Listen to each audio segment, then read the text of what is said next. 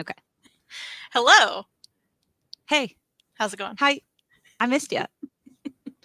I missed everyone. Everyone, including you, Jessica. I was How are gonna you? say, I said I missed you, and then you're like, I missed everyone. I was like, wow, I feel slighted Well, immediately. I was referring to, of course, the lovely chat, like James, you know, and Yeah. not Scott Stapp, you know?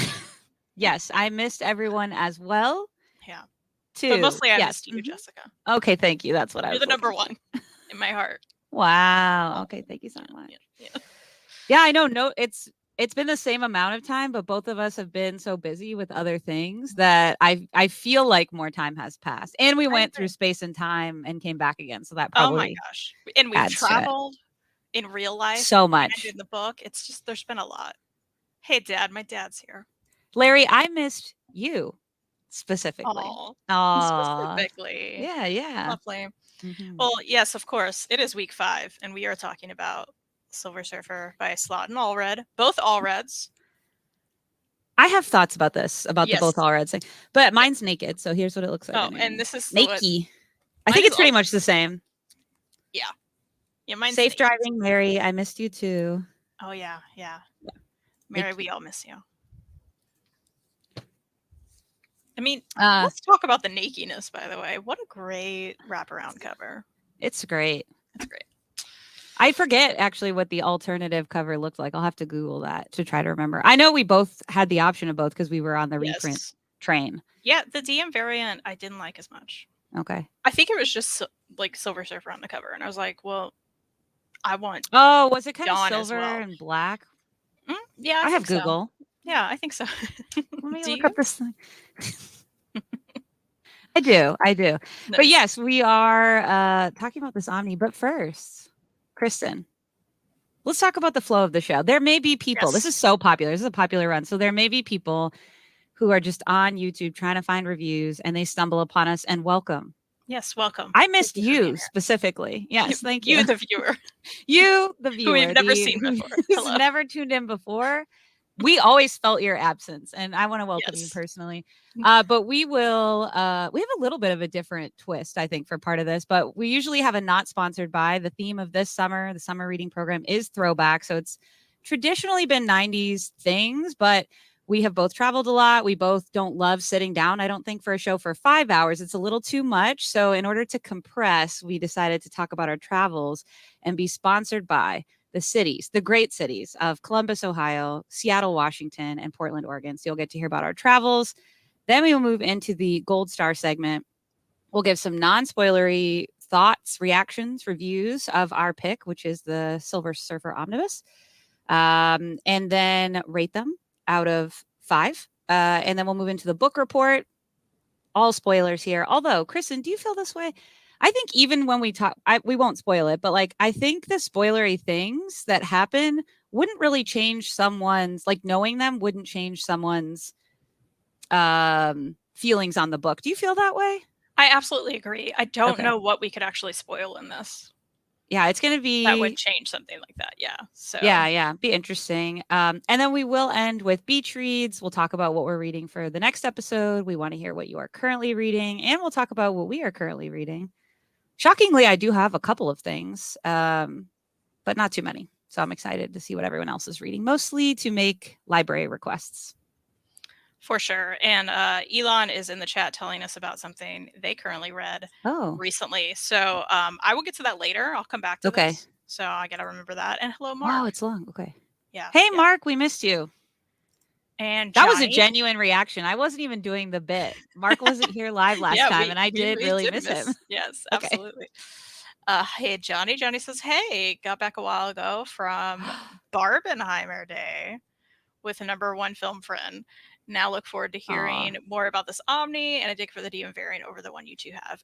Why did you choose the DM, Johnny? I'm Yeah. just curious. Tell us, Johnny. Also, later, tell us how you liked Oppenheimer and Barbie. I was telling Kristen I'm going to see Barbie like pretty much right after this, a couple hours after this ends. Yeah, I love that doing both of those in one day is awesome too. Yeah, he's Silver and a Surfer. It's true. I love the cartoon of Fox Kids when I was little. Oh yeah, I actually didn't know until a couple of years ago that that was a show. Yeah, I think I was googling something about this run and that came up. Yep, I also didn't know. Well, Hmm. we are starting with our not sponsor of the city of Seattle. Look at Seattle, you. Washington. I did Putting choose a 90s postcards. I I love it tried. I so tried. much. I didn't get there, but you're awesome. No, it's okay because I got you one in our transition slide. Oh, Oh, thank I got your you. back. I got your I back. appreciate that. Yes. So I traveled to Seattle for work. And the reason I'm sharing the work part is I didn't have too much time for sightseeing. Like that wasn't the purpose, but I did manage to squeeze quite a bit in. So I will kind of go through that and I'll show a couple of things that I picked up, not too much in Seattle, including a couple of things for Kristen that I'm Yep. going to show just on air. And then you'll Oh, get IRL later because postage is expensive. I totally get it. That is very exciting.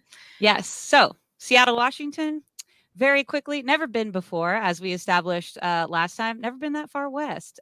So even the airplane ride, as you can see, that was over Colorado on the farthest left, was pretty stunning to me. I landed, the sun was setting. I'm really painting a picture, but I promise it's not I that love it. detailed. I love it. But the first thing I noticed was when we were landing, there were so many evergreens and it was so hilly. Like the little houses were peeping out of the evergreens. That's the best way to describe it.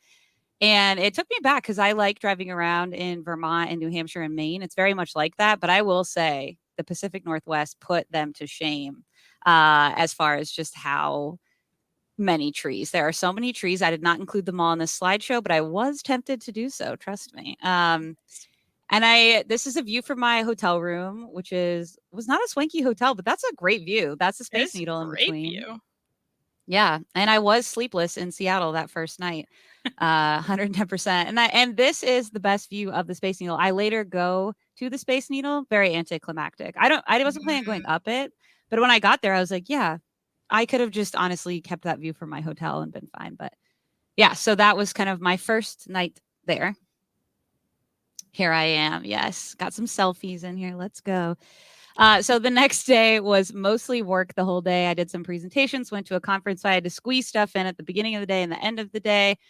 It's hard to see actually in this, but at the beginning of the day, I started one of two TV nerd stops because, Seattle is home of Shonda Rhimes' magnum opus, Grey's Anatomy, and my favorite spinoff, Station 19. So me and Reed have this in common. I Googled the route to everything and I was like, what can I see on the way? Right.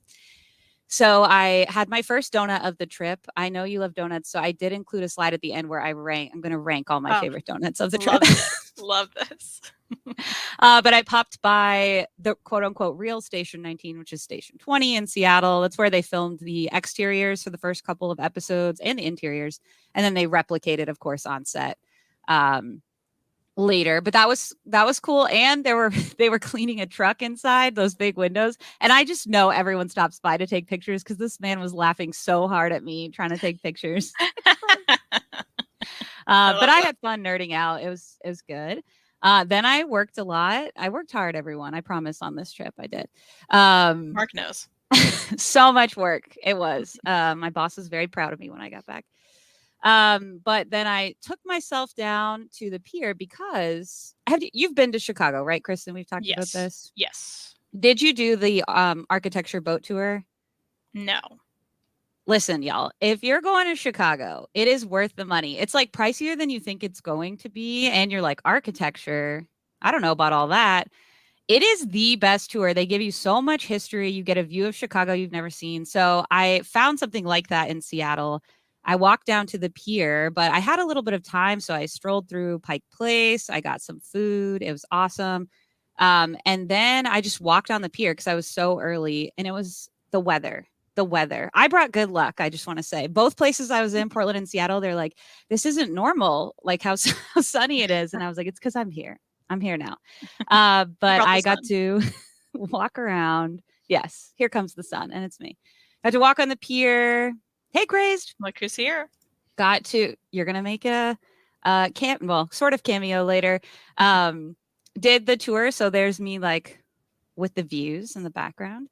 And you can't see super well, but in this middle section, you see that little bump. That's Mount Rainier. Oh, Here's how I cool. know I am good luck, Kristen, because the the architecture tour person said it's only clearly visible 90 days out of the year. And that's because it's so tall, it has its own weather system. Oh, And wow. because it's kind of foggy and rainy in Seattle quite often. Wow. Okay, I didn't know that, and I'm glad I learned it after I left. Thank you for sparing me before. And it was cool because Seattle it's like one of the biggest shipping ports. So this is actually a really small barge. But I was like, whoa, and it takes 48 hours to get those shipping containers off. Uh, it's like pretty wild. So Wow. that was fun, that little tour. Now here was my half day. So I had a train that was leaving to Portland, and so I squeezed as much as I could in the morning. There's one of the trees. I'm telling you, I was so conservative with the trees. I could have just had all trees, but look how big it is compared to the house and the cars. Like, we have those here, but these were like every street corner. Yeah, that's amazing. What are they feeding them out there? What are they What? feeding them? That's so big. I took myself on the bus to Kerry Park. That the person on the boat tour was like, "This is the best view of Seattle." Now, they were correct. I got off 0.3 miles from Kerry Park, the bus. I was like, 0.3 miles is nothing. What they don't tell you is that neighborhood, Queen Anne neighborhood, named after the houses, all Queen Anne style, just straight uphill, just the harshest angles. I was like huffing and puffing, getting up. There were people like riding their bicycles, just laughing, not laughing at me, but in my head, they were laughing at me. Like, I was like, yeah, that was the smart thing to do. And I didn't do it. Also, Kerry Park is very small, but the view is great. I sent you and Mary a little video. That was a good little view, wasn't it, that morning? Yeah, absolutely. Oh, it was worth the huffing and puffing. And then that is Meredith Gray's neighborhood. So that's the house that they filmed in the first 3 seasons and then replicated. And I think, spoiler alert, recently burned down in an episode. Obviously not post my trip. And here's where you learn about my arson tendencies. No, just did some light arson while I was in Seattle. Some light arson. I figure in the capital of serial killers, like, what's a little arson? Why not? Then I went to the Space Needle. That was pretty much it. What you see is what you get. It's a good photo. Yeah.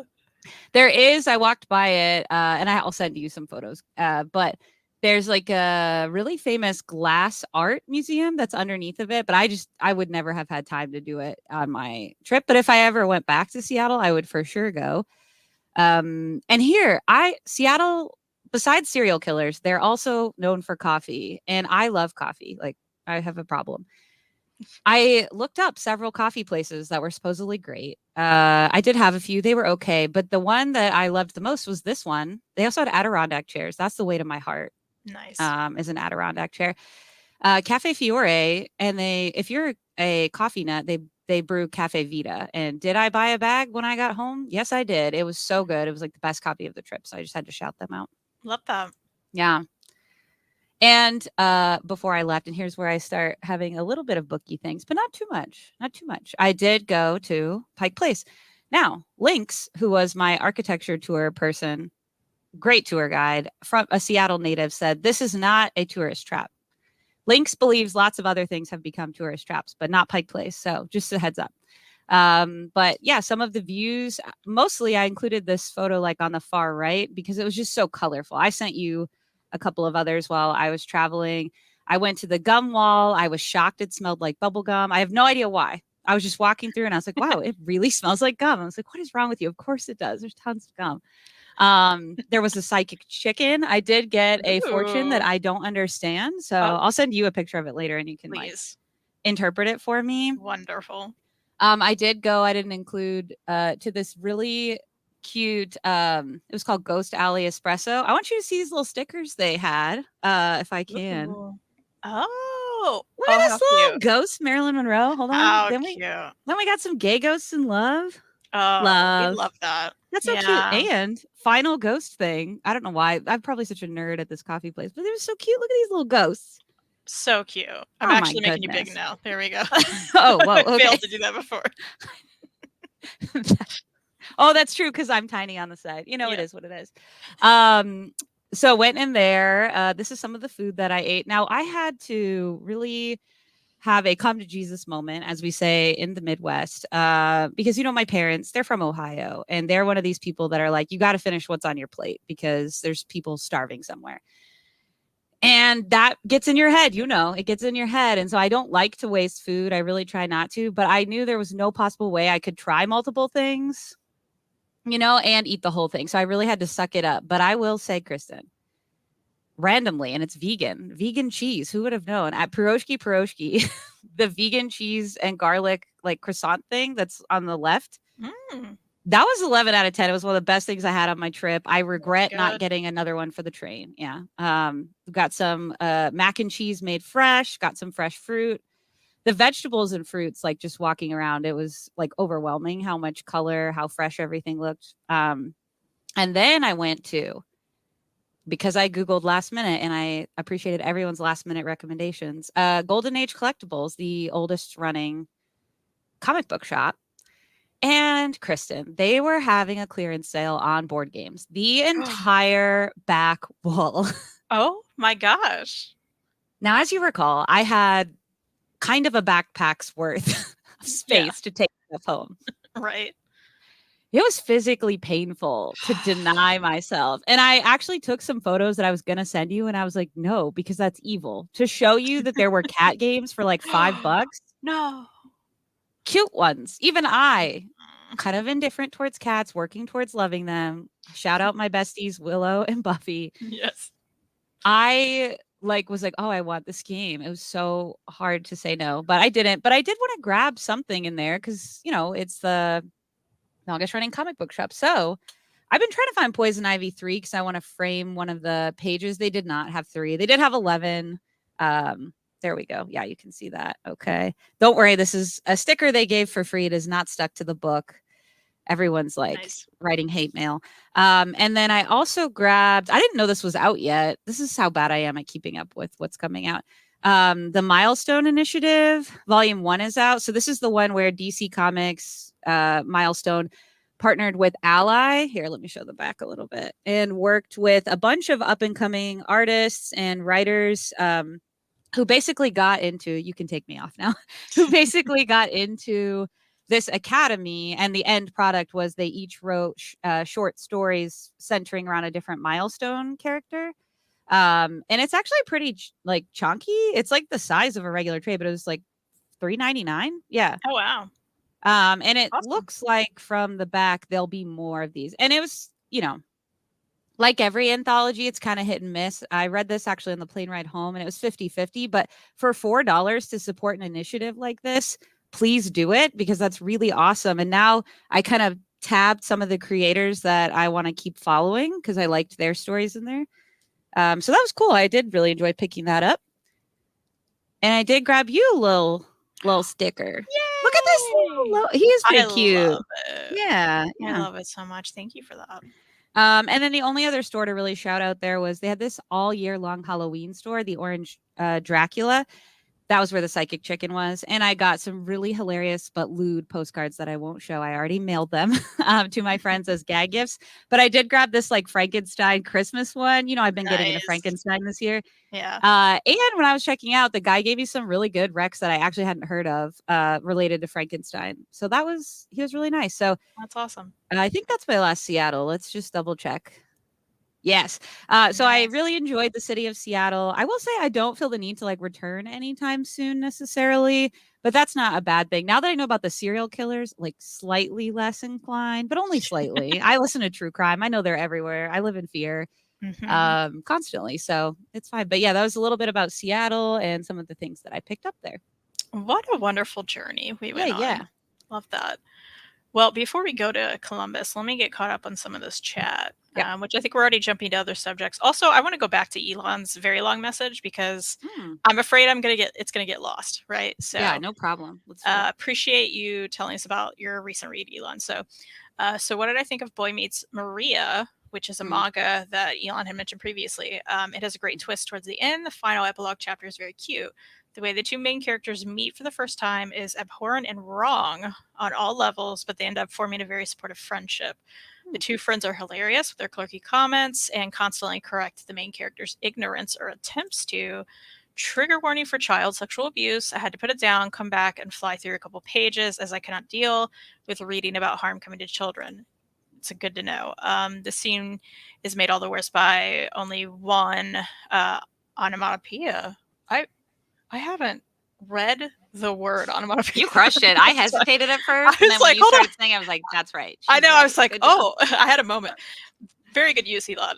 Word being reused on every panel. I felt physically sick. There is a happy ending, although the sexuality of both main characters or their preferences is never resolved, which makes sense to a couple teenagers. Overall, I would give it 2.5 out of 5. I think you might enjoy it more than me, though. Wow, sorry about that. Don't be sorry. I appreciate that thorough review. It's something that's been on my radar that I've been curious about. So, and I didn't know about the layers of like those trigger warnings and stuff. So thank you. I appreciate that.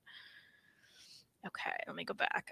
Johnny said he wanted a more Silver Surfer-centric cover, not big on villains. The DM variant was Sans villain. Both loved the Barbie movie, both cried and laughed a lot more than we thought we would. That's great. Love that. Okay, let's see. Oh yeah, we're gonna talk donuts. I'm gonna talk donuts too. Do we both have a donut slide? We totally do. We totally do. Oh my, it's the dazzling Jessica Freddie.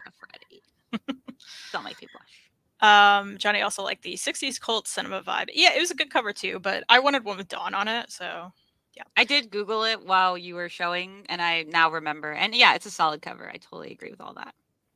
My dad says, of course, this run is very Doctor Who-like in plot and tone, but I don't think it hurts it. It's not really derivative, just similar, question mark. Best Slott creation, her thinking the board's name is Toomey. I also like that. Larry, I have thoughts on your comment. We're going to get been a Silver Surfer for about 39 years, but I don't like Allred art much at all until this. The Soul Man Allred 10 out of 10. Okay. Oh. Yeah, we will get back to that for sure. Real quick, do you have comments on James's comment?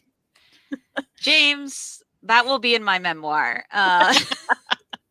But I've never lived in Indiana. They've never lived in Indiana.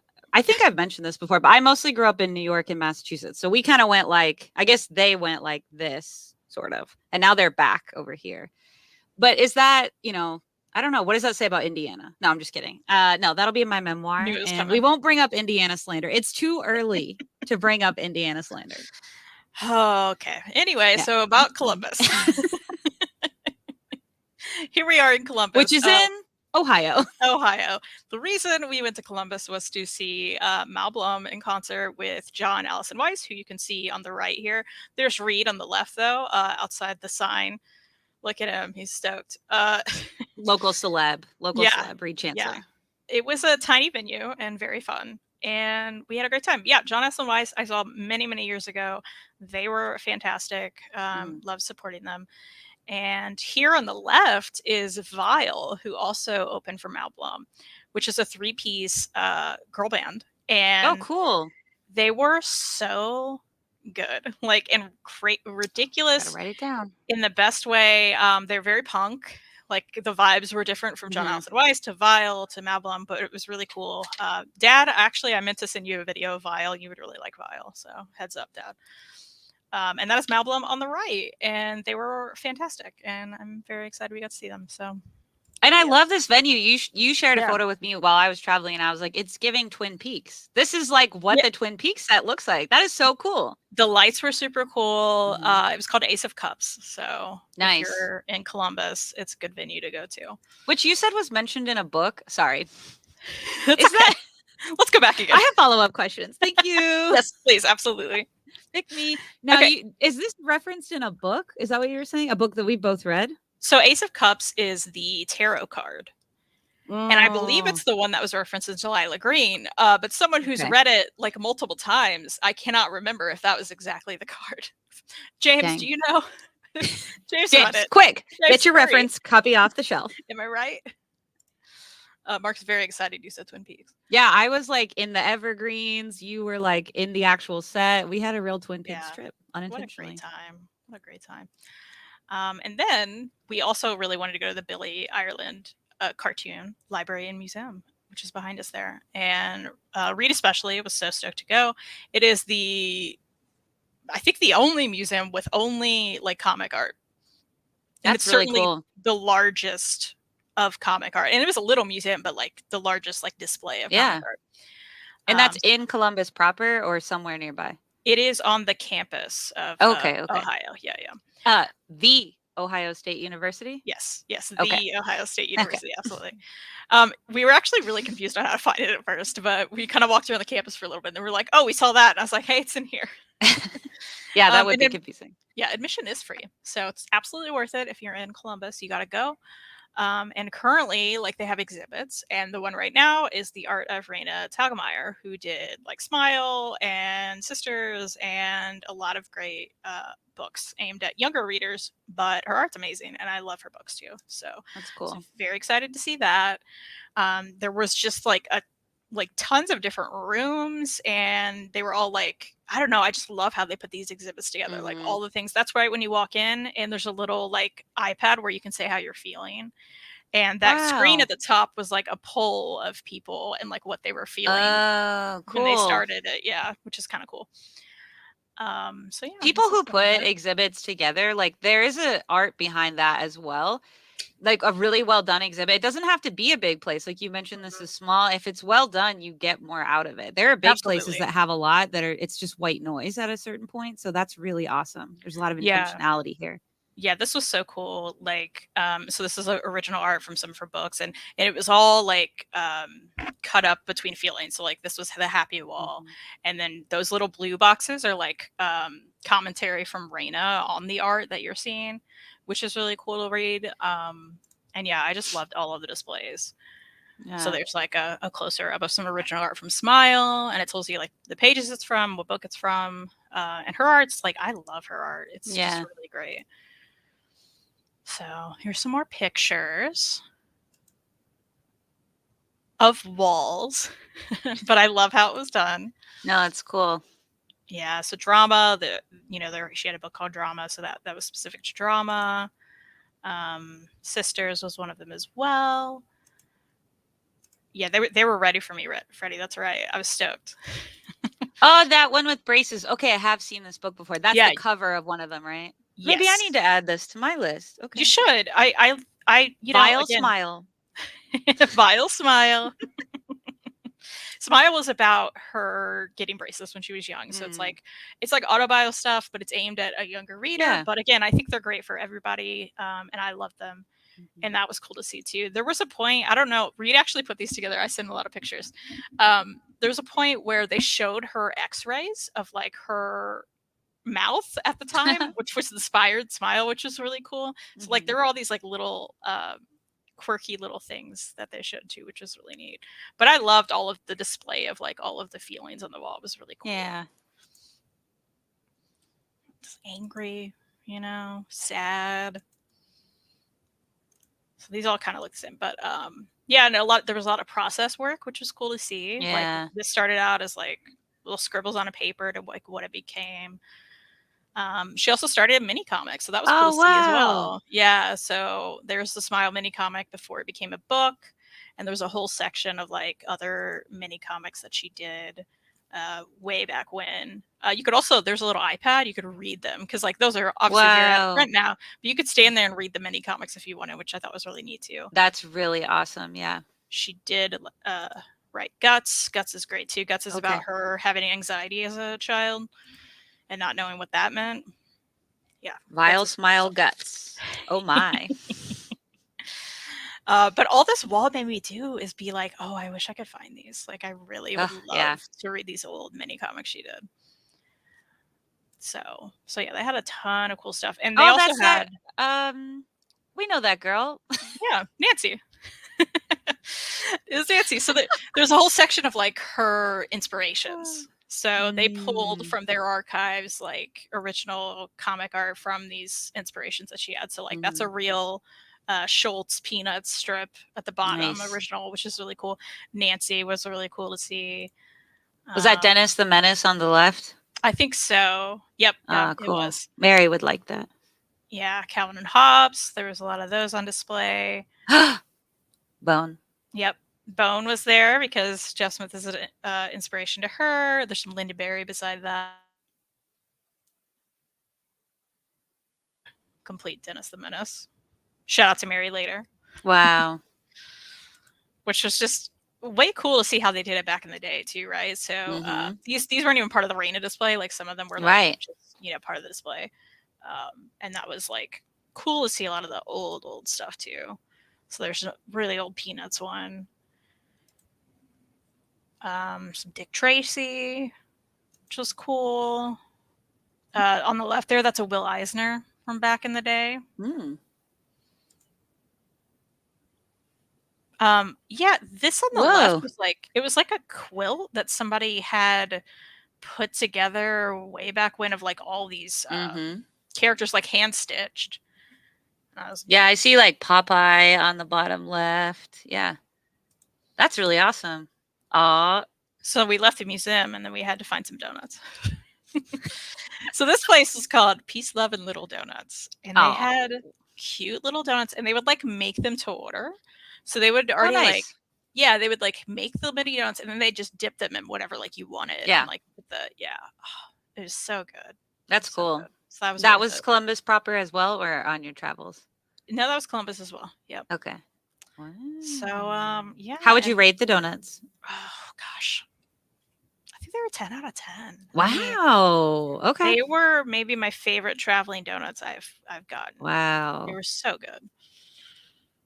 And you know, they were little, so you could just have one and be like, okay, I'm good for now. Like we'll, you know, go back to this later. Yeah. Nice. Yes, I got that for you, Doug. But I couldn't recognize it on these slides. At the time, I could read it. But anyway, so we went there and we got donuts. We got a lot of books, but I don't have any of those books with me. So whoa, that was really disappointing. It was like, and no. We're filming the haul for that haul. Okay. Today, so that will come out in a video. There's just too many for me to even go through. Yeah, I understand. Yeah. Well, that seems like a lot of fun. Yeah, we had a good time for sure. In the great city of Columbus. Should we go to Portland now? We actually should go to Portland right now. You're like, literally leave. Hop a plane. Who needs sleep? No one. No one. It's fine. Who needs money? No one. Let's just get the tickets and go. Yep. Yes, I took the train to Portland. It was memorable. Now, as you may recall, I wanted to read Strangers on a Train on a Train. Spoiler alert for beach reads. I did not do that. I'll try to make this really brief, but I just want you to picture my face as this happens. Never been on like a train like this before. I've been on trains that are like for example, Lowell to Boston, or like Hartford to New York City, which is totally different. It's totally different vibe. This is like a train. We're going through the woods. I mentioned the trees. Have I mentioned the trees so far? Yes. And I was like, I'm going to read Strangers on a Train and see if anyone notices. And when I first got into my train car, which was at the very end, I chose one at the very end. There was like me and 3 other people. This other couple actually that had just done Seattle and was going to do Portland, like also as a tourist. That man is my hero, and I'll mention why in a second.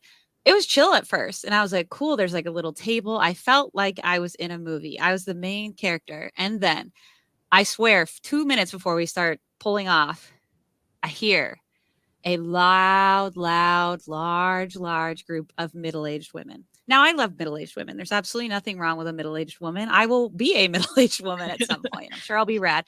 But any group of people in a group can be a lot. And they clearly knew each other. They clearly had a beer, wine. I have no clue before they got on the train. Then they drank on the train.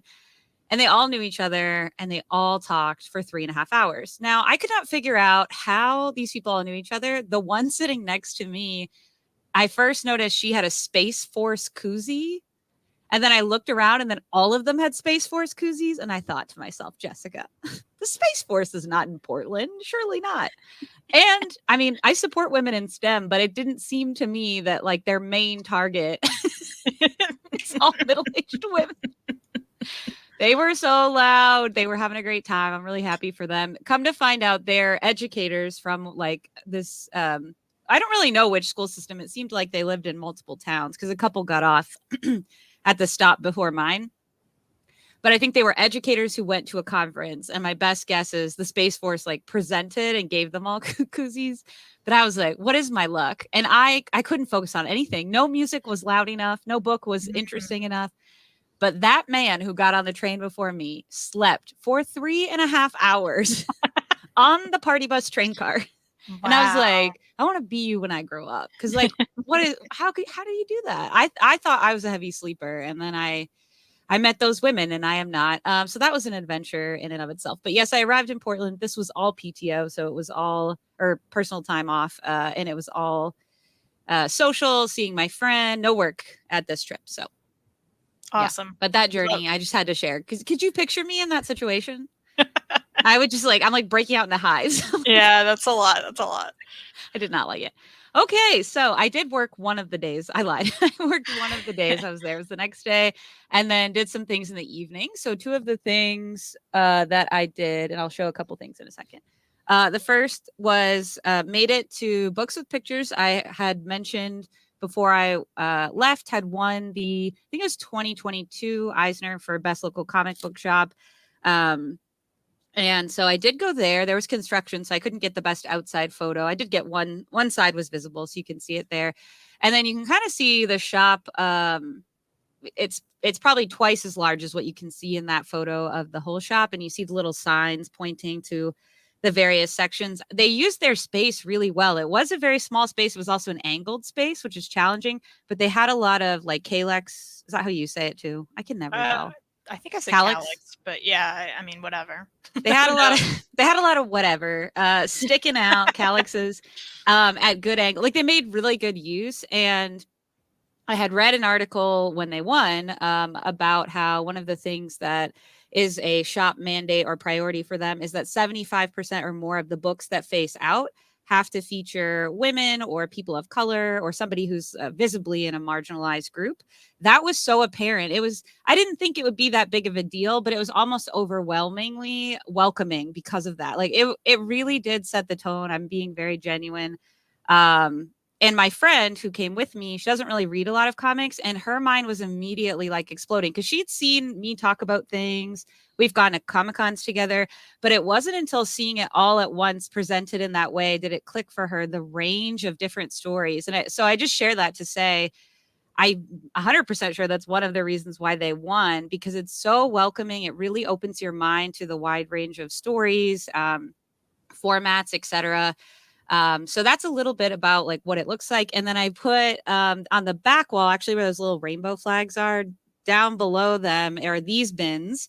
And they had a lot of zines that had hilarious categories. So I put that one, which was kind of smutty, very funny. I really liked that one. Nice. Some are local and then some were not local, but they were all independent, obviously, zines. So I did grab a couple of things. I will show. Should I show them after I talk about the sports bra, or would it be easier the other way? Whatever you want. I'll show them now, just so I don't forget. So I did grab one of these. I'll show the one I already read. I read this during quarantine, which was Queerantine by Sophie LaBelle. Cool. And Sophie LaBelle, it looks like, has come multiple times. I don't know if they're local or not. So a lot of their stuff was signed. And this one I enjoyed. I had actually read it online previously. I'll just show a little bit of the inside. So it was cool to find a physical version. They had more of their books as well. Love that. Then I got Until the Day We Die, which is kind of in a manga style. It doesn't read like a manga, but the art is that how you would say that, Kristen? Like a manga style? Yeah, I mean, I can see that for sure. These two folks played soccer together. They were friends. They go on a space expedition, and then they find out they have 24 hours to live in their space expedition. I haven't read this one yet. Then I got I Hate Space by M. Sabine Rear. There we go. I'll do a little bit of the inside of this one too. And this is a little bit about a character. I actually don't know if it's biographically. I haven't looked into it. A character who is blind. And how they see space, which is kind of interesting. And when I say see, I mean in every sense of that word. I also grabbed Leslie and the Wesleys. This is a 24-hour comic by Rose Driver. I looked up the 24-hour comics, and it was comics made in 24 hours. And there was a whole series of them. And this is the back. It says, Grandpa is an old school sci-fi geek. Dad is wondering how he got stuck in the bookstore. And Leslie just wants a girl to notice her. This is kind of the inside of that one. So it looked really cool. A lot of intergenerational stuff. I Oh, have to let sorry. you know, I want to read all of these. I'm writing Oh yeah, all of them down. They look I'll so bring cool. them to you. I'll bring them to you. I belong to me. I don't know the right word for this, so if you know, let me know. But it's kind of more of a is it a slam poetry of comics? It's got essays. I'd say that looks very zine-like to me. Zine, yeah, zine. Yeah, Yeah. that's true. My friend Paul, his stuff kind of looks like that. It would be in there. So I got that one. That's Words and Art by Rachel Tyrell, and it's exactly what it sounds like. It's about bodily autonomy, growing into your own body, what it means as you grow up for people to have opinions on your body, especially if you're assigned female at birth. And then I got another M. Sabine Rear, which I had read online, and I really don't remember how I had read this one online. It's Interiors, and it's scenes from her house, or their house, I should say, which is kind of cool. Let's see. Here we go. There you go. And I had read this one online too. I think it's on their Instagram. I'm trying to remember how I came across this one. So there's two M. Sabine Rears. Nice. So I got those, and then the last thing that I got two other things there. Actually, I lied. I'm sorry.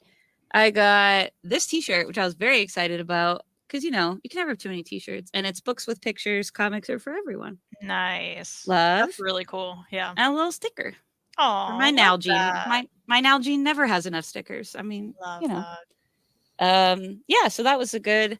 And sorry, the owner. I don't know if they're co-owners or if that other person was an employee. And Crazed, if you know this, let me know. They were so wonderful. I was kind of geeking out. Obviously, I was talking to my friend about everything that was in there. And they were like wanting to know if we wanted to start an account. And I was like, well, I'm not local, but I'd heard about you. And we got to talking, and they were wonderful. And while I was in there, they were giving so many good recommendations. I had a great time in there. It was 30 wonderful minutes. Yes. I gotta tell you, if I yeah. ever go there, specifically with when we head there after this show, yep. When we go there in like a few hours, just a few. When we hop a flight. Yeah. I'm gonna spend so much money. Like, you have no idea. I know. Like, I feel like I would go away with like half that store. That's amazing. It was really, I mean, there was a lot of books that I would love to have grabbed, but didn't have time. And I was like, I really wanted to grab stuff that was not easily accessible to me. And as you just pointed out in yours, mini comics are another thing that they're just harder to find. I mean, some people do put them online or on their Etsy, or they have a shop store, but then they're gone. And so I tried to prioritize those, but you would love it, Kristen, for sure. I love that so much. Yeah. Love that haul too. Those all look so good. Yeah. I'm excited. And then we also went to the Sports Bra, which was very high on my list. Another location that I was on my radar for like a while before going. And this basically, I think they established 2022. I think it's just been a year. But essentially their owner, Jenny Wynn, she noticed that, hey, it's really hard to watch women's sports in America, meaning it's on a million different channels or not on any channel, or you have to have like 7 streamers to follow one sport. It's awful. And so she basically opened up a sports bar that only plays women's sports, which is very cool. They just had a gigantic watch party, like a whole city block watch party for the opening match of the Women's World Cup for the U.S. team. It's very cool. So there's just some photos from there. They've got lots of memorabilia in there that's signed. They easily they've already outgrown this location. Sometimes it's a little intimidating to meet new people. Obviously, when we got there, it was really busy, and they said, you can wait 30 minutes or you could sit at the community table. They had 2 big community tables. So we were like, let's just do the community table. And the people we sat with, we talked with them for 3.5 hours. Like, it was just instantly, when you walk into an environment like that, like books with pictures, it's like a welcoming environment, an environment where, by definition of why it exists, is a space that everyone should be feeling welcome and have these things in common and be able to talk with each other at ease about them without a sense of gatekeeping or anything like that. And they all had sports related drinks. So I included mine, the third base, in this photo. Nice. So that was also a blast. And there's Chelsea with a circle over her head for privacy reasons. Love that. Craze says, pretty sure. Okay. Yeah.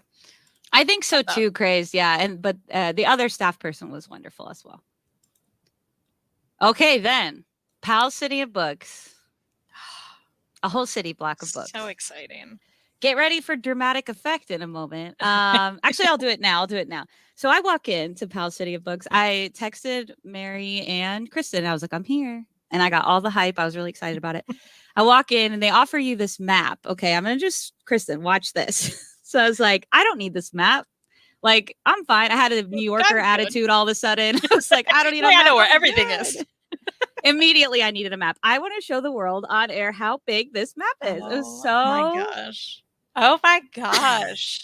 It's amazing. But I will say it was so helpful because when we go back to the slideshow, you'll see it's like gold room, green room, brown room, etc. And Kristen, and this is the map I grabbed for you, by the way, because I want you to see the categories too. But there's a poster on the back. Oh no. Now I believe so cool. This is Washington Park. No, Craze will tell me. Craze, thank you for being an honorary part of this show today. That was so cool though, right? That is awesome. So I needed that map. So yeah, as you see, I put it in there. It's everywhere you turn. This place is so large. I captured a 2-minute video for you, but it wouldn't let me send you. So I'll be just showing you in person. Every room you go into, they have these signs because it's so large.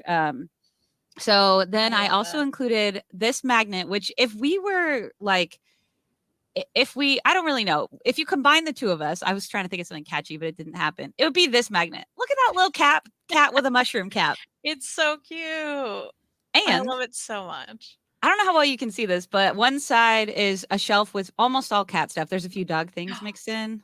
And the other side is all mushroom stuff.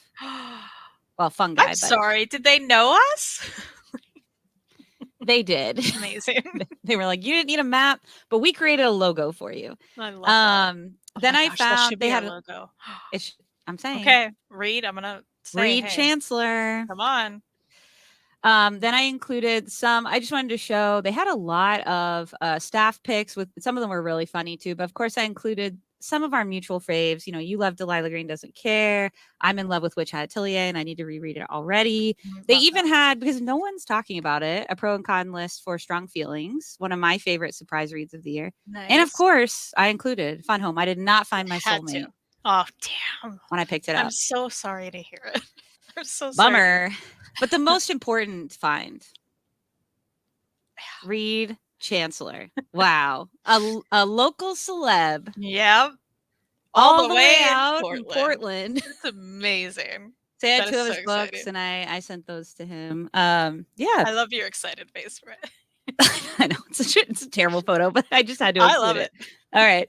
Then I also, some things that I grabbed for you before I show what I grabbed for me. Okay. Got you this little sticker. Little sticker to include. Oh, I love a little sticker. Oh, they were giving out bookmarks. Love it. Never Lose Your Place. And you did request, so I think I did well with this. You were like, if they have a tote bag. And I was like, well, if a tote bag speaks to me. Sure. And it did. It started talking from the shelf. Look at it. It's so cute. Oh, I love it so much. I love it so much. Thank you. You are the best. Yes. So there's your little Piles haul for me. Beautiful. Appreciate you so much. So excited. Mm-hmm. And then I grabbed a few things. Oh, go ahead. Oh no. Well, I was just gonna say, I actually let's go back. We're still talking about books. Yeah. I went to a really cool bookstore in Columbus. But yes. It gave me so much anxiety that I didn't get any pictures. Because I have to say, there was also a map for that. There were 32 rooms, but they were all small. And they're really, I've been there where you went, and they're all stacked on top of each other. So you feel like you are living in the maze book. Yes. Yeah, it was kind of really uncomfortable. And it sounds like Pals, you can move around more, which I love. So you could. So yeah, anyway, but I did get you something from there. I know you've been there, but I did get you something. So anyway, go on. What'd you get? Oh, I thought you were going to tell the audience what you got. Oh, no. Kristen, what is it called, Kristen? Now I'm suddenly big. I don't like it. It's fine. It's fine. I'm okay. You were show a book. I'm sorry. I was going to. I thought you were going to show your book. Do you remember what it's called? The Book Loft. No, the book you got me. We're doing great. Oh my gosh. I I don't can't remember the remember what it's title, called. I did get but that. Yeah. it's a memoir of women in soccer. Yes. It's like a history of women in soccer told through a memoir. And I had seen it at Yes. Joseph Beth and was like, I don't need this. I'm about to travel. And then Kristen got it for me on her travels without even knowing I had said no to it at one point Yeah. to I was save just money. like, So I appreciate that. well, I wanted to make sure you didn't have it, so I sent it to you, and I Yeah. was like, "Hey, like, what's the deal with you in this book?" And you were like, "Yeah, I want We it." have a I was like, history is yeah. what the deal is. Okay. Some things that I grabbed really very Do you quickly. want to keep you tiny? I don't want to make you upset. No, I mean you can make me big now. I just thought you Okay. were going to show a book and it was like, whoa, Well, I'm suddenly I'm very sorry. I'm big. sorry. Okay. What was funny about this is my Goodreads, as it's wont to do, did not work while I was inside of PAL. So I couldn't confirm I like to do research. I was limited. Sure. So I grabbed a couple of books. That was my map. Okay, so I grabbed Hellphone, book 1. Yes. Now the theme of this is I picked it out. Yes. I wasn't sure about it. I later saw Kristen rated it 5 or 4 stars on Goodreads. There are 2 like Yes. that. Binging Um, Nate. I love Hellphone. And this is the Girl Juice author that you've been hyping up Yes. to recently, which Yes. I think I like the name seemed familiar, so I went for it. I read this on the plane ride home. Even though it says book 1, I did not think it was going to be a cliffhanger. I really Yeah. enjoyed it. I think I gave it 4 stars, but Yes. it's a cliffhanger and the It was second so book's not fun out. and ridiculous, right? I want it to happen to me. I want to solve a crime. I know, right? I'm named after Murder She Wrote. I should be able to do that. Then the other one that I picked up that then I saw Kristen got an advanced copy of because she's fancy and rated 5 stars was The Times I Knew I Was Gay, which I really like the style of the you can kind of see it. I like the art style. It's giving it reminds me of Heartstopper a little bit. I'm sorry. Were you just like you didn't remember me talking about any of these? You just happened to pick these books that I love, and then you were like, "Oh, great!" Dude, we both talk about a lot of books all the time. No. I don't remember you talking about this book at all. When No, did you tell me read The Times I Knew I Was Gay? Hey, it's okay that you don't remember this. I'm just saying it's so funny that you were gravitated towards these books, and then you realized later that I love these books. So it feels I like was going to say, haul, James, and I love roll it. the tape. When did Kristen tell me to get this? Then I'd already read both of these. I did reread them on the plane home. I haven't read Times I Knew I Was Gay, by the way. I still have to read that. But because I was in... So. Yes. I also liked Lila, the Accidental Witch. Yes. Oh, wait. Is that by the same author? Yes. Okay. I'll have to look that one up. You might have to message me so that I don't get in trouble for not remembering that you recommended it. I am not mad about that. I was just saying it's so cool that you were gravitated towards these books and then you realize later. That's Kristen, so cool. we picked the same wedding cake topper. Like we are in it. We're in it. That's true. And then you saw the cat mushroom. I get it. Yeah. I mean, that was the first thing I saw when I went in there. Like I saw how big it was, kind of, although I didn't fully see it because you have to like go back through. But then I saw that immediately. I was like, wow, Kristen and I were meant to be here together. Amazing. Because I was in Stumptown and I've already read it and liked it, but I haven't owned it. I got the first 2 trades used. Now I still haven't read the 3rd and 4th one. They did have them, but it's going to be make my backpack so heavy. I got to tell you, the first 2 are the best. Oh, really? It gets okay. Interesting. They changed the artists. I have heard that, but I've heard people didn't love the 3rd, but it came back at the end. So I don't know. I liked all of them, but I like the first 2 the most. Yep. All right. Well, I'll get it to 3 and 4 eventually. I did reread those on the plane, and the lady next to me did not appreciate the curse words, I don't think, but that's her problem. And then I got myself a tote. Ooh, it's so cute. I know, it's denim. It's cute. Nice. Reminds me of that little salt girl. Love that. Yeah, so that was my pal's haul. Amazing haul. What a great haul. I don't know how you like reined yourself in though, other than knowing if you got more than your backpack would hold, you couldn't bring it. Well, also, what I haven't gone into detail about right now is it was like 97 degrees and I was walking everywhere. So I even could feel at this point, this was around lunchtime and I started the day at like 7 a.m., 6 a.m. So yeah, I was feeling it, but I also, it's interesting. What I loved about it, I know we've gone on, but what I loved about it was in the graphic novel section, especially, there was tons of stuff I hadn't even heard of. There was just so much there. I wound up taking so many photos to be like, look this up later, because my Goodreads wouldn't let me add them. Amazon, you make so much money. I was in your city. Anyways, that was what I liked about it. Because I was like, you know what? If I lived there, I would get stuff there. I would support them. But it was a little bit more pricey than like Second and Charles, for example. Sure. Some weren't bad. Like those Stumptown ones were both $5 used. That's a good price. But some of the used stuff was basically new price. So you could also rein yourself in by, it was a That's lot fair. of money overall. So So, was the used like mixed in?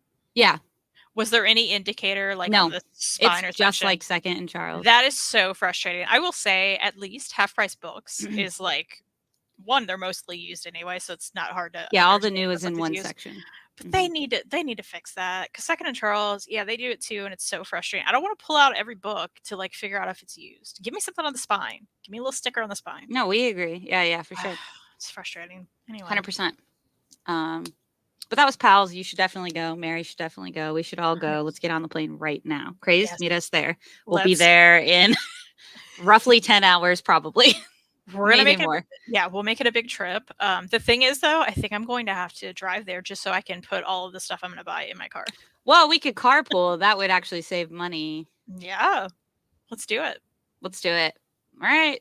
All right. Summer 2024, baby. It's a plan. Road trip. Summer reading program. Road trip. Hot take. Freddie like third or fourth more for the new artist. Okay. Ooh. Dad loved it. Yeah, All Dad. right. I made you read that, so just give me a little shout out. She loves getting credit for things on this show. I do. Kobe Soldiers was perfect in that role. Too bad the show didn't make it. Yeah, it was great too. I agree. I think I only watched the pilot, so that may have been my fault, Larry. My bad. I should have kept going. Telepathic at this point. That's right. You know, you do meet people, and you're like, "How did we not know each other this whole time?" Honestly, and you're one of those people for me, for sure. Yeah, I agree. I totally agree. Yeah. I also have to say, just looking at this whole image, I love everything about it. But I love that the books you got, like all of the books you got, I've read and I loved. Okay. Yeah. Love that for me. We know you have great taste. We've established this. Listen. Go ahead. Finish your sweet thing.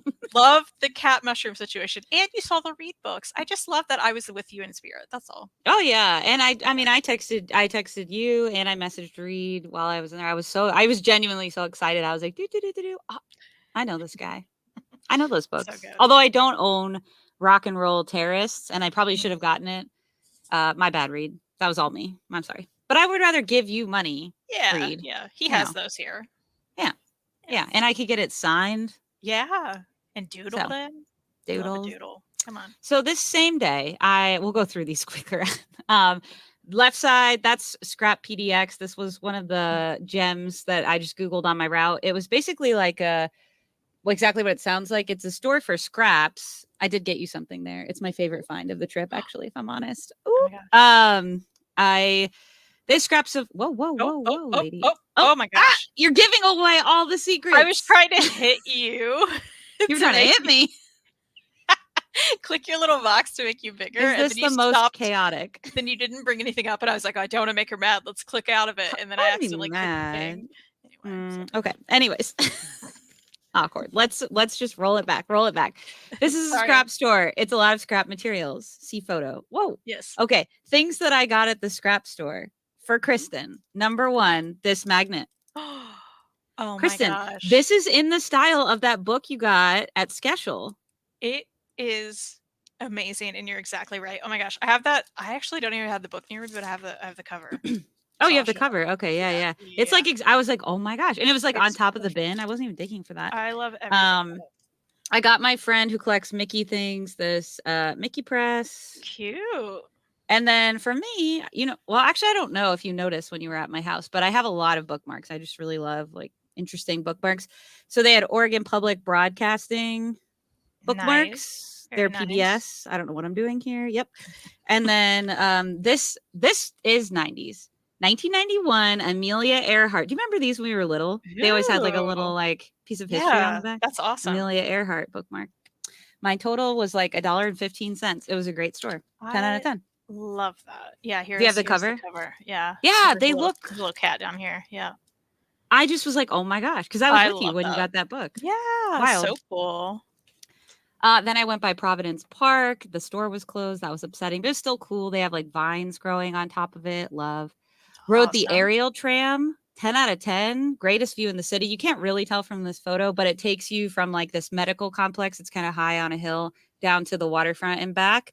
And they play bluegrass music on the way back up. And my friend who was with me is, originally even from Kentucky. And she was like, I feel like home. They feel like they knew we were coming because it was her first time on the aerial tram too. Oh, fun. And then Washington Park, which I'm pretty sure was that park on the poster, but again, can't be totally confident, has a bunch of stuff. I went to the World Forestry Center. I didn't include any photos actually from that now that I'm looking at it. I went to the Rose Test Garden and the Japanese Zen Garden. I took almost no photos in the Japanese Zen Garden because it's supposed to be Zen, but you can see the entryway at the bottom and then a stunning view. I mean, I was just like, a stunning view of Mount Hood. And the skyline for sure. And I ran into someone from West Virginia. He saw I was struggling to take a picture of, myself in that mountain, and he offered to help me. And he was like, are you traveling? And we talked, he's from West Virginia. And we talked about the difference between Appalachia and the Pacific Northwest as far as hiking and things like that. So it was pretty cool to bump into someone who could compare with me. Love that. And speaking of hiking, now here's where Crazed comes into the story. Crazed came through with the recommendations. My friend had been hiking a bunch because she's lived up there now about 18 months. But I kept passing Mount Hood. You saw Mount Hood featured prominently in all of those. And I was like, you tell me you've never been? It can't be that far. It's like right there. And so I asked Crazed specifically about Mount Hood, and she gave great advice for trails. So we went to, Tamanawa Falls. And then we also went to Lake Trillium. So the bottom is Lake Trillium. Can you just believe this photo? It's amazing. It feels fake, but I was there. Feel fake. It feels like a postcard photo. Yeah. It was crazy. And then the other ones are, I think they're all from the Tamanawa part. Huge boulders. It was fun. It felt fake. Everything felt fake on this trip in the nature. You just walked around. You felt like you were on a movie set. I was just like blown away. It was a lot. There's the falls. There's me by some baby falls. Me and my friend had a great time. And when we finished, Chelsea was like, your friend had such great recommendations and I'm going to need more of them. And I was like, yes, we were steered in the right direction. You can actually, I didn't put it for her privacy, obviously, but my friend walked right up to them. You can go behind them, but it's really, really slick. So she did not go behind, but we did see a 12-year-old boy. That's what I'm estimating. Go behind there, and he wiped out. So I was like, Chelsea, don't go back there. Cause like, I don't know where the ER is here. And I did not drive. That's fair. But yeah, you can go back there. And then there were several falls actually that Chelsea had been in where you can go behind them as well, which we have a few of those here, but none that are quite that big, I don't think, to go under. So it was a great time. We loved the rocks. We loved the lake. We loved the waterfalls. We loved just driving, honestly, out there. It was trees on trees on trees on trees. Have I mentioned the trees out there? Some nice trees. And then the mountain would just like peek out randomly everywhere. Yeah. It's amazing. And yes, we also went to a lavender farm. I forgot to include photos from that. I didn't know if anyone would really care about that, but you could see 2 mountains from there. That's nice. Adams and Hood, one on each side. It was overwhelming. And then on my last full day, because I flew out the next day, I went to Portland Pride. We talked about this. I did not plan. Obviously, it was all based on my work trip to Seattle, so I didn't plan to be there then. And then I guess this is one of the first years or the first year, again, Crazed, feel free to correct me, that they've had it in July. So it's kind of just random that I was there, but we were going and I asked Crazed if she was going to go and we got to meet up. So my friend Chelsea and I went down there. First off, it was a great little pride on the waterfront and what I could describe as the world's longest parade. I have been to the Macy's Thanksgiving Day Parade multiple times growing up. They got nothing on Portland Pride. This thing goes and goes and goes. After about 90 minutes of it, Chelsea was getting, my friend was getting a sunburn and I was like, okay, we have to be done. And then we messaged Crazed and she was like, yeah, I think we're done too. Yeah, thank you. And I was like, great, let's meet up. And let me tell you, highlight of the trip. I've already mentioned this to her, her partner, her little one. My favorite, actually, all of you. That's my favorite viewer right there. That little guy, it was so cute and so expressive. And it was just wonderful. And it was, again, one of those moments where it is cool when you can connect over these things, but you meet in real life. And it all, I think for me anyways, it falls into place. You're like, wow, you get to meet such cool and interesting people through things like this. And it's so, it was easy to chat. At least I felt so. Let me know, Crazed, if that did not feel that way for you. So I just I just felt so lucky. And when we left, I was very tired too at this point. I took a 3-hour nap. I did not include a photo about that right after Pride. But when we were going back on the train, Chelsea was like, I just really enjoyed meeting them. They were so wonderful. And that's how I felt. So genuine, so kind, so interesting to talk to. So it was a highlight of the trip for sure. I love that. And then I took a 3-hour nap. I was so tired when we got back. It was so hot. It was so much walking the whole week. Yeah. So it was Pride. Awesome. Love that. All right. Donuts real quick. Donut time. Okay. Now, again, I did not eat all of these in their entirety. Although if I did, there'd be nothing wrong with that. But I would have died because I was walking around in the heat. So on the left, Dough Donuts. They're a vegan donut shop. They are my friend's favorite. The one on the bottom is the salted vanilla bean, 10 out of 10. I did eat that whole donut. That sounds and I so regret nothing. Blueberry thyme on the left, 9 out of 10. I probably also could have eaten this whole thing, especially because this was the first one I went to, but I knew. I prepared. And Portland Fog, that's the cream. It was a lot. Now, I remember you don't like cream. Is that correct? I don't love a cream in a donut, no. Yeah, this was on top, so you could kind of scoop it away, but it was 8 out of 10. It was a subpar donut, like overall. To me, it was just okay. Voodoo, as I was told a million times, was a disappointment, but I had to go because it's like, you got to they say. look cute for what that's worth. Let me tell you their names and you'll be like, yes. Viscous Hibiscus. I love hibiscus. That was on the left, and Grape Ape on the right. Oh, Viscous Hibiscus, 7.5 out of 10. Grape Ape, 6.5 out of 10. I only took like 2 bites of both of these. What a bummer.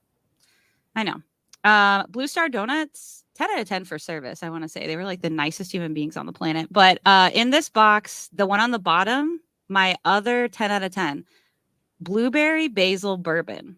Wow. So good. Not overwhelming at all. But the other two, a disappointment. Chocolate almond ganache. And I'm not a big chocolate person, but it just looked so good. That was 7 out of 10. Lemon poppy seed, no lemon detected. 7 out of 10. Disappointing. Now, you were talking about that Fresh Donuts place, and Pips, which has all of them had multiple locations except for Dough, which should get a second location, in my humble opinion. I don't live there, but they seem like they're doing well. Pips was made fresh as well. And so it's like the same little donut guy, and then they just put different things. So I had seasonal raspberry, and I love raspberry, but that was way too tart. 7 out of 10. No balance. Nutella and sea salt, 8 out of 10. Obviously, the one with Nutella on it. Raw honey and sea salt, 8.5 out of 10. And then one they call the Reggie, which was cinnamon sugar donut, raw honey, sea salt, Nutella, 8.75 out of 10. Wow. So overall, Dough Donuts number 1, Blue Star number 2, Pips number 3, Voodoo number 72. Hot take. Maybe not hot take. Apparently. I love the people who maybe tuned in for Silver Surfer and got like an hour of donuts. You are welcome. Listen, that's what everybody's wanting, honestly. And thankfully, Christ says feelings mutual. Yeah, now it just made my day. It made my day. Made my trip. Now you bring Mary and I to Portland, and we meet up with Crazed, and we all go wild. And by wild, I mean go to all the comic shops, go to all the donuts, buy all the donuts. Yeah. I mean, works for me. Let's go. Not that. Okay, see ya. Bye, guys. Silver who? Yeah. What if we did? What if our next show? We're just like, no. We're like, we went to Portland. We talked about it. We didn't read anything. No. Yeah, not a hot take. Yeah, not no bueno. Apparently it wasn't like terrible. I also think if I had gotten a more traditional flavor, it probably would have been like, that was okay. But you and I mean, we live in a small, very poor state, but we got good donuts here too. And most of what we have here is better than that. Yeah. What a bummer. Yeah. Yes. Praise the Zen. Yes. Freddie has no complaints about all this donut talk, except now I'm going to go buy some. Freddie. Do it, Freddie. And post a photo. Yeah, send a photo, post a photo. Yeah, that's what I was going to say. Please. We need to know. We want to know. So let's do it. The Gold Star segment. Yes, let's do it. I want you to go first because I haven't put mine on yet. You know it. I kind of wanted I can do my stars first, but why don't you give your overall non-spoilery thoughts first? Is that okay? Or do you really want my thoughts first? I think you're just so good at articulating things that not today. Did I finish this morning while watching a World Cup match? I did. All right. Well, I still want those. Yes. All right. Please. I did it in pros and cons, and there were some cons, y'all. I'm so sorry. I know this is so many people's like absolute or one of their faves, and I overall have a good rating as a spoiler. But I kind of did these in bucket thoughts. So first off, I want to marry the Never Queen. That's my first and foremost pro thought. I love that. I mean, that's a real thought. We talked about this a little bit in previewing it. To me, what sells this book is the colors. Yes, the art, but specifically the colors, and specifically the change in texture. I mentioned the Never Queen. Never Queen in Eternity, that is some stunning work. The choices on texture were like literally out of this world. Yeah. And intentionally so because it's cosmic. Yeah. Oh my gosh. Oh my gosh. I mean, there were great art choices. I'll mention some of those in the spoilery thoughts, I think, but I think the colors are really what sells it for me. I really liked how wibbly wobbly, timey wimey it was. I'm going to talk about Larry's comment as it relates to Doctor Who, in the cons section or hesitations. Cons feel so negative, but I really liked that. And I liked when the art leaned into it. I was thinking about you when we had to turn the book. And I was like, Kristen is mad. She's turning it mad somewhere. I was so mad. You're right. I was so mad. That's why I love this, because I always think I'm like, Kristen likes this, or Kristen's going to roll her eyes. I don't know why I like thinking about you the whole time. You just know me. Yeah. But I like how some of the art choices leaned in. They really leaned into how do you tell time travel in a really interesting way. I compared it a little bit to The Prisoner of Azkaban, which that's like their favorite like Harry Potter book or movie. And I don't dislike it, but it's not my favorite. And one reason it's not is it's worse in the movie for me, but I don't like watching 30 minutes exactly the same twice in a row. So to be able to see something like side by side or done in a different way, what is better for me, I guess is the best way of putting it. I think there are more creative ways we can tell time travel stories, or multiple reality stories, and comics especially allows for the freedom to do that in creative ways. So even though I knew you were probably annoyed turning it upside down, I did like that. I think those choices were smart. I thought it was really funny, like multiple times was funny, although there were lots of corny times. And I live life on the cob, but Kristen has a lot of hot takes about heroes that say corny things. And I was like, I wonder if she'll like it when they're silvered, though. Anyways, but the juxtaposition of like the whimsy stuff was cool with what was metaphorical. And this is where the reader messed up. I really should have taken my time with this. I didn't expect it actually to demand a little bit more of my time probably than it did. And I don't just mean like time I set aside. I mean time mentally, like to sit with it, because some of the names of things were whimsical, but then when you thought about them on another level, they were like highly metaphorical. And I was catching it as I was going, but in order to like get done in time, just post travel, the World Cup started, I sped through when normally I would have taken time. And I think that would have added a lot more to my reading. I'm not saying I didn't like it. I'm just saying I'm going to reread this book. And that is why. And I liked that for the most part, the story was always moving along. So those were some of my pros, and a beautiful ending. And it's a complete story. Those were my pros. Some of my cons, or like things that I didn't love so much, I should say, I really wanted more stories that were grounded in between some of the cosmic adventures. Some of my favorite spots, like when they celebrated all the holidays together, or they were back with her family, or they told a smaller story where they were in one place for a while. That's what helped me start to gravitate towards them. But for me personally, I felt like there should have been more, or they should have taken longer. In my opinion, I think why something like Doctor Who often works is it has different kinds of like locations, etc. And some stories are very small and some are big and sweeping. And I don't think, for me personally, it needs to be a balance. I can't be invested in the sweeping thing unless I've had the small grounded story. And I just felt like I needed a bit more of that. I really liked Dawn as a character. But I also, when I finished, I felt as though where I could see where she grew on paper, certainly, I couldn't really give you an example of her personality, which was weird because what I've always heard about this is it's more of a Dawn book. And I do agree with that. I've also heard it's great character work. And that's where I'm not so sure I personally picked up on that. Again, everyone's different. What they're going to see is different. I will admit I read quicker than I normally would, but to me, I think I didn't dislike Dawn, but I really couldn't describe her to you except for facts like she didn't really want to leave home when she was younger, like things like that.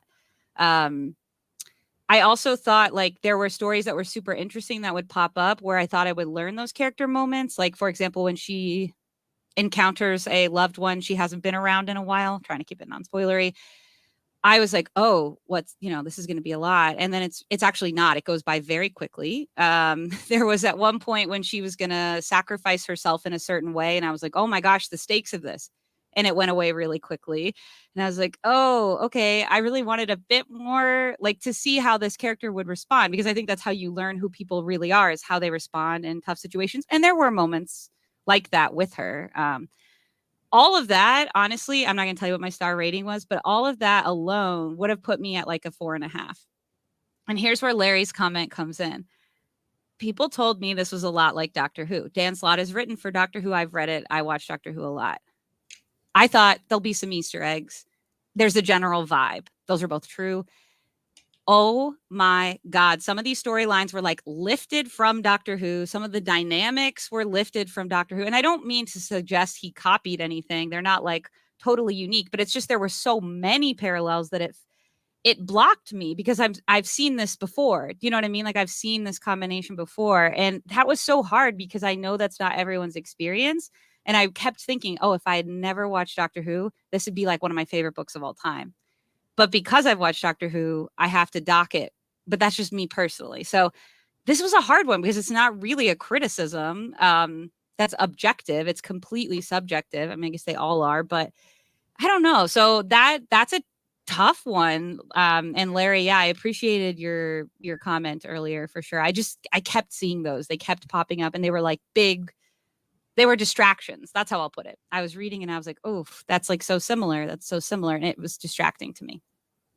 Makes total sense. So those are some of my pros and some of my hesitations overall. What about you? I will say I 100% agree on, I love that there's an ending here. I feel like so often with Marvel and DC, we don't get endings.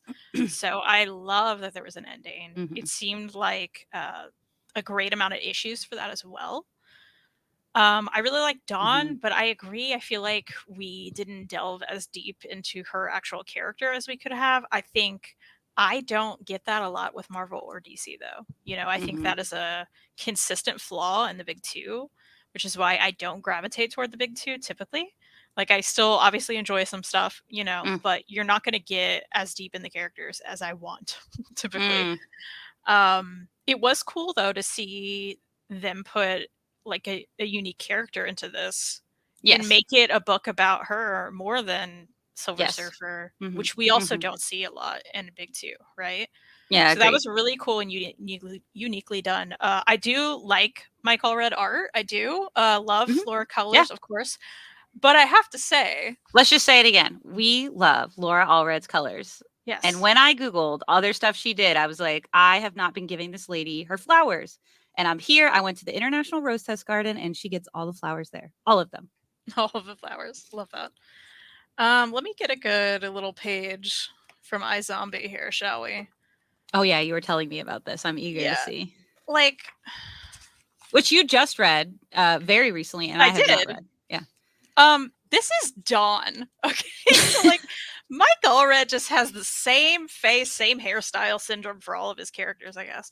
All of his leading female characters, I suppose. It's the same. She's the same. That's Dawn. Yeah, I mean, I could see that. It's Dawn over here. I'm gonna get out while you talk. I'm gonna get out Superman Space Age just because I want to see. I wasn't thinking about it when I was reading it, so let me just. But you keep going. And again, I do really like his art. I like the cartooniness. I love the colors. But I was like, oh, he just can't differentiate here. They're the same. Oh. Mm-hmm. You seeing some same in there? Yep. Yeah. Yeah. Like it's a lot. Hang on. I'm gonna show you two actually. Please. Oh, that's Silver Surfer. In a DC book, it's a crossover. Whoa. It's really trippy. Yeah, I'm trying to find one. Go ahead though. Sorry, I don't mean to be distracting. That's it's okay. A little bit differentiation, but they're hey, that looks like Eve. Which this is a 5 out of 5 book for me. I love it. It's not a it didn't distract me, obviously, because I forgot. Yeah. And I love Tilly Walden, who has same face syndrome. Okay. Yeah. I also love Urasawa, who also has same face syndrome. I'm just saying. I was like, oh, Terry Moore. I love Terry Moore. oh, same face I syndrome. really 100%. have trouble telling those women apart in black and 100%. white. I'm just had to point it out. Also, Yeah, Freddie sure. says, shout out to Laura Allred, always out of the park. And all the flowers, all the flowers. Laura Martin's great, but I haven't read as much Laura Martin. I would lean toward Allred 100%. Freddie says amazing single issue logistic nightmare in an omnibus. At least it was perfect size for one and not. Yeah. I hated it the whole time. I hated it. I understand the point of the issue and I get it. But wait, you hated what? The book? The single issue he's referencing. Oh my gosh. Where okay. I was like, whoa, this took a really strong turn. I hated it so much. No, I hated the one where you had to turn it every page. And it sounds like my dad also hated it, which I knew he did. But I wonder how that reads digitally. I'd be curious if anyone. I read a lot of panel by panel digitally, and I'd be curious because it went for several pages. If there are people watching who haven't, some of us should. One of us should pull this up. I'll find it. Okay, you do that. But it went for multiple pages, and Kristen will show it, but it's kind of running parallels to where you would have to turn the book to be right side up. I mean, probably like, I don't know, 6 or 7 pages, maybe more. A lot. Yeah. It felt like a lot. Yeah. So it was a lot of that. So I wonder, you could have made a choice. You could read all the way through one and then go back and read all the way through the other. You could do page by page. You could do kind of the 2 pages. I mean, I don't know. I'd be curious actually what you did, but I wonder panel by panel how it reads. I don't know because we've never. But did you read like a page and then turn it, or what did you wind up doing? So I started like I would read like when it first happened. I read that and then I turned and read the rest. Then I turned the page and read the same angle I was at and then turn it. Do you know what I'm saying? Mm-hmm. But then I realized it wasn't making sense. Some of them actually continued with the upside down, and I was like, "Well, I can't do that then. I just have to keep flipping it, and I hated it." And I hated it. So I hated that issue. How much time did you read it /time ago? I read the majority of mine yesterday. Kristen's doing this thing lately where I'm ahead of her. I wasn't this time, but we're like keeping up or I'm ahead. Yeah. And then I'm like, I have a plan. And Kristen's like, I don't know. And then like the next day, Kristen reads the whole thing. She read like a whole omnibus. She texted me. I'm like, hey, I went to this birthday lunch and now they're wanting to play games and and they have a puppy. I didn't tell you that. Aww. They had a puppy. I had to say. Understandable. Yeah. And I was like, I'm going to only have a couple hours to finish 50%. It was a little more, but sorry. It's just funny because you're like, you keep doing this. Like, oh, I'm done. Because I feel okay. It like assures me when you're also behind. And then it's like instant panic when you're like way far ahead. I didn't expect it for myself either. Listen. Yeah. So on Friday, I was on issue 7. It didn't read anything Friday. Nothing. And I was on issue 10. Yeah. And then Saturday, I started back in. Well, Saturday morning, I went to visit my parents. I came home. I didn't feel good, so I took a nap. Then I woke up and I was like, I have to read. Mm-hmm. So then I started reading from issue 7, and then I finished it before like 5 o'clock. Which you don't like, Maddie, our friend, she reads so quickly, and I feel like in pacing, she's the fastest. Then it's probably me, I would guess, and then it's probably you. Not by much between us. I don't think, anyways. But yeah, that was crazy. I was like, wow, Kristen, go. Yeah, I didn't expect it for myself either. I'm not a fast reader, but I was like, whoa. Yeah. I also noticed this, Dad. You did say to me, and I was like, to me. Actual ending without crossovers and events except what? Oh, how much time? Okay. Yeah. So you read some of yours this morning, is that right? Yeah, dude. I was by the time I went to this birthday thing, which was at lunch on Sunday, I was at 50%. I read a good chunk because the World Cup's going on and it's live and I got to prioritize that. I'm sorry. So I was at 50%, went to the thing, pet the puppy, played the games, came home, and I got to about 75%. So I read about a quarter of it. I woke up at like 5 to start watching some matches. So I've been up. But it's the last 50% I do feel like I would have taken my time with, actually. Understandable. Hope that gives perspective. Yeah. Elon says reading this upside down pages on an iPad is worse. Every time you flip it over, the page rotates. What? But That's my dad makes a good horrible. point. Just lock this. Yeah, lock it. Larry's like, just lock it. What do you do? Put it on the table. That's you funny. noob. You know what? I actually started reading it and not flipping it. I just started reading it upside down, and then So I was impressive. like, well, I was like, it's not worth it. I just gotta flip it. Like, but you could have been ripped by the time you finished. It was so heavy. I mean, it's true. It's true. Oh, go Canada. Oh, I was going to ask, if anyone's watching and is rooting for a specific team, I would just love to know that. I like to hear everyone's interests outside of books too. So seems like Mark loves Canada. Mark, are you Canadian? I'm going to assume, but you could just love Canada. That's cool too. We love Canadian Big Brother. We do. Oh, I met a Canadian. I mean, I've met multiple Canadians, but I met a new Canadian to me on Friday night. Yeah. And she came to this U.S. women's national team watch party. It was me, my friend Jenny, her British spouse, and then her Canadian friend. And I was like, I love this. Nice.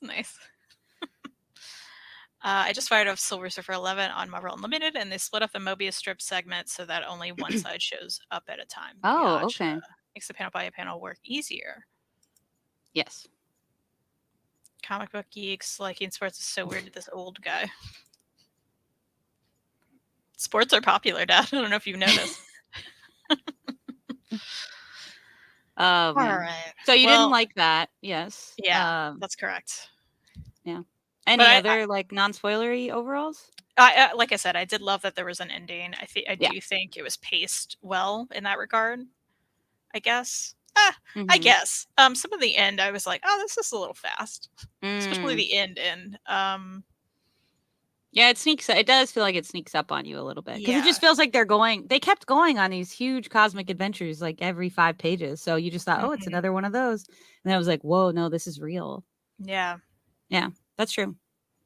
Yeah, but there were a lot of interesting elements and fun elements. And I have to say, like, I've seen some of Doctor Who, but not enough, not as much as you've seen, and not enough to clock anything from it other than having the understanding that there's a guy going through time with a companion. Like, oh, yeah, that was the question I wanted to ask, which is if there are people who've watched Doctor Who, who you think this pairing kind of emulates the most, like which Doctor companion? If you think it does, I was curious because as I was reading and seeing all the similarities, other than the actual stories, I was trying to think like who would be the most comparable companion Doctor like pairing. That was a lot of like companion pairing. Anyways, I couldn't figure it out. I'm still thinking about it. I have some ideas, but I'd be curious what other people think. Yeah, I agree with all that. As far as the romance, did you like that? Oh, I didn't ship this at all. I'm so sorry. It's going to hurt people a lot. Yeah, it is. I didn't dislike it. It was a little insta-lovey for me, if you will. Yeah. And because I had Doctor Who on the brain, I'm kind of mixed on the like companion Doctor romances for the reasons that happened at the end of this book, kind of. But mostly because what makes me ship people a lot is personality, and like, oh, I see where they click and I can tell individually who these two people are and then how they come together and are better for each other. And I could see the latter part, actually. I could see how they made each other better in this story on paper. But again, the characterization for me, I had a great time with this book, but for me, neither character was like an instant favorite character or anything. And so I was just like, okay, it wasn't bad for me, it was fine. But yeah, I was hoping for romance though. I love romance. You know it. I know it. We all know it. And I just wasn't feeling it. I gotta say I'm with you. I think a lot of people are like, oh, it's the best love story. And I'm like, is it? Like, I just Let me talk to you about Delilah. No, I'm just kidding. Yeah. Let me. I just knew Kristen would say. Sorry, have you heard about our Lord and Savior, Ashley Herring Blake? You will next time. Oh, that's true. I was thinking. So again, I'm with you. I had a lot of fun with this book. I actually really enjoyed it. But we are, telling what we don't like and what we like. And I just didn't get that. I was like, oh, it's very insta love. And, there could have been a great moment for a grumpy sunshine trope. But I I mean, didn't 100%. feel, yeah, I No, didn't feel it. We didn't get enough of either one to her be name able is to feel literally that. Dawn. Yeah, Literally. like she brought the sun or whatever. He's Like, literally silver like the moon. yes, Literally. The it could have been fanfic writes so great with itself. that. Yeah, but it just Just didn't. It kidding. didn't land. It didn't land. I'm with you. Yeah. Oh, okay, we got some. I want to see the doctor. I'll tell my stars in a Yeah. second, but I want to Yes. see the. So, Yeah. Okay, this is the one actually. She didn't remind me too much of Rose. Like it was close, but that's the vibe that I was feeling. Yeah. There's some good ones. 10th Rose with a little 9. Yeah. My dad telling me comics weren't always popular. Yeah, I got you, Dad. Correct. Hello, Chris. We're pretty old too, actually. I just prefer Bestie's companion like Donna and Clara, though Same. Clara and Martha having an unspoken requited crush that ends in a sweet butt. So where Dawn goes at the end of this reminded me a lot of Clara, and her writing. I really hate when men say this, but I feel I have the right to say this. The manic pixie dream girl thing. I was getting a little bit of that. And Clara kind of had those tendencies through dialogue. In fact, when I was reading this, that was actually the thing that was most distracting. The kind of humor that was used, the sort of constant banter is very like, for me, was very Moffat-esque for me. And what was weird is I don't know that they were like, again, Moffat era necessarily. Sorry if this is very Doctor Who-y for the characters, but I agree with everything that you said, Freddie. And to me, actually, she a little bit reminded me of Clara, but not necessarily in the dynamic with the Doctor, but in the way she was written, kind of. And sorry, again, Clara was also had a story where she was essentially used as a plot device. And I do feel a little bit at the end, Dawn it was a little more sweet. I liked Dawn's ending a little more than that, but it gave that vibe like, oh, we created this character to do something for this other character, like the motivation for this other character. It was giving that energy. Didn't love that part.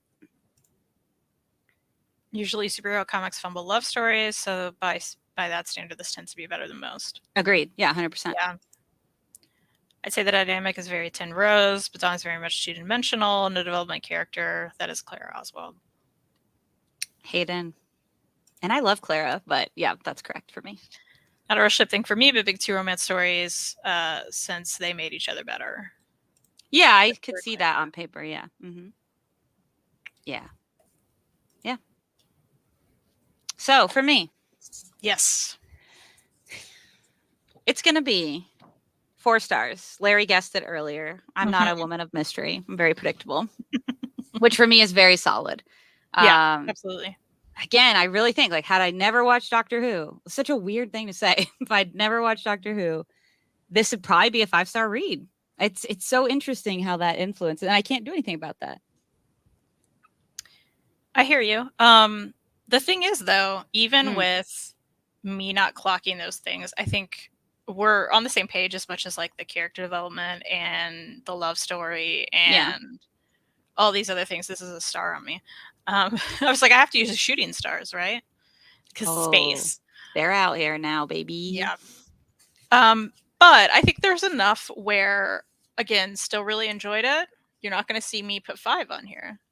Okay. Because a 5 has to feel like a 5 for me, right? Agreed. Yeah, I feel the same way. So, and I still finished it and really enjoyed it. I did. I'm glad I read it. But we're gonna be rating twins. Spoiling it right now. We're gonna be rating twins. We're getting 4. We're getting 4 right here. Yeah, that feels right to me. Feels right. 4 stars. And now the book report. We might have spoilery thoughts. Again, I think this book is a lot about vibes. I feel like such a no offense, love Gen Z, but like I feel like a Gen Z when I'm like, it's about the vibes. Yeah. But truly, it felt like the vibes. It is I think it's a good story in that it has a distinct start, a distinct end. You certainly see journeys that get the characters from point A to point C, little B adventures. But again, it was so cosmic all of the time without enough of those grounded stories that for me, it was just like space vibes. Like, I don't know how to describe it other than that. Yeah. And so like, yeah, there are real stakes. I mentioned earlier, she sees her mom who has been out of her life all this time that sort of thing. But it's so quick. It is so quick that it doesn't really interrupt the light vibe. They're like, she has to volunteer as Harold at one point and is like going to sacrifice herself. There are no stakes like 5 seconds later. Yeah. And so it's not really a big criticism for me because I still had a great time. But I think if you'd added that, I would have had a lot more where the spoilers do matter because they affect the story. That's kind of what I'm trying to say, I think, is that there are spoilers, but I don't think it affects much of the story. I'll just be totally honest. Yeah, I don't know. I agree. I agree. It's I feel like we obviously got some of Dawn's family, and it still felt like it wasn't enough. Oh, yes. Like, because that was such an important part of her world that I feel like we didn't have. And I know this is branded under a Silver Surfer book, but it's like a lot of people have mentioned and we agreed on, it's not. It's a Dawn story. Yeah. But I still feel like we didn't get enough of her story. Yeah, I agree, especially because, and it's all subjective, but when we started reading, I was like, this is this really cool idea of the twin who doesn't want to go anywhere because home is the best place, and the twin who wants to go everywhere and doesn't think much of home. And I thought, oh, we're going somewhere. And, it definitely came up a couple of times, but it could have done more. Like, I guess that's my theme of a lot of the dramatic stuff that could have given more to me from the story, is it just could have gone a bit further. And I don't know. I also feel like, on the other hand, Silver Surfer is the other main character. I haven't read a lot of Silver Surfer, so this is, again, totally like a reader thing. I've definitely never read a solo Silver Surfer, but I couldn't really tell you the guy's personality, if I'm totally honest with you. He just reacted to Dawn mostly. And I didn't dislike him. I loved all his corny stuff. He was so corny. I'm curious how you felt about that.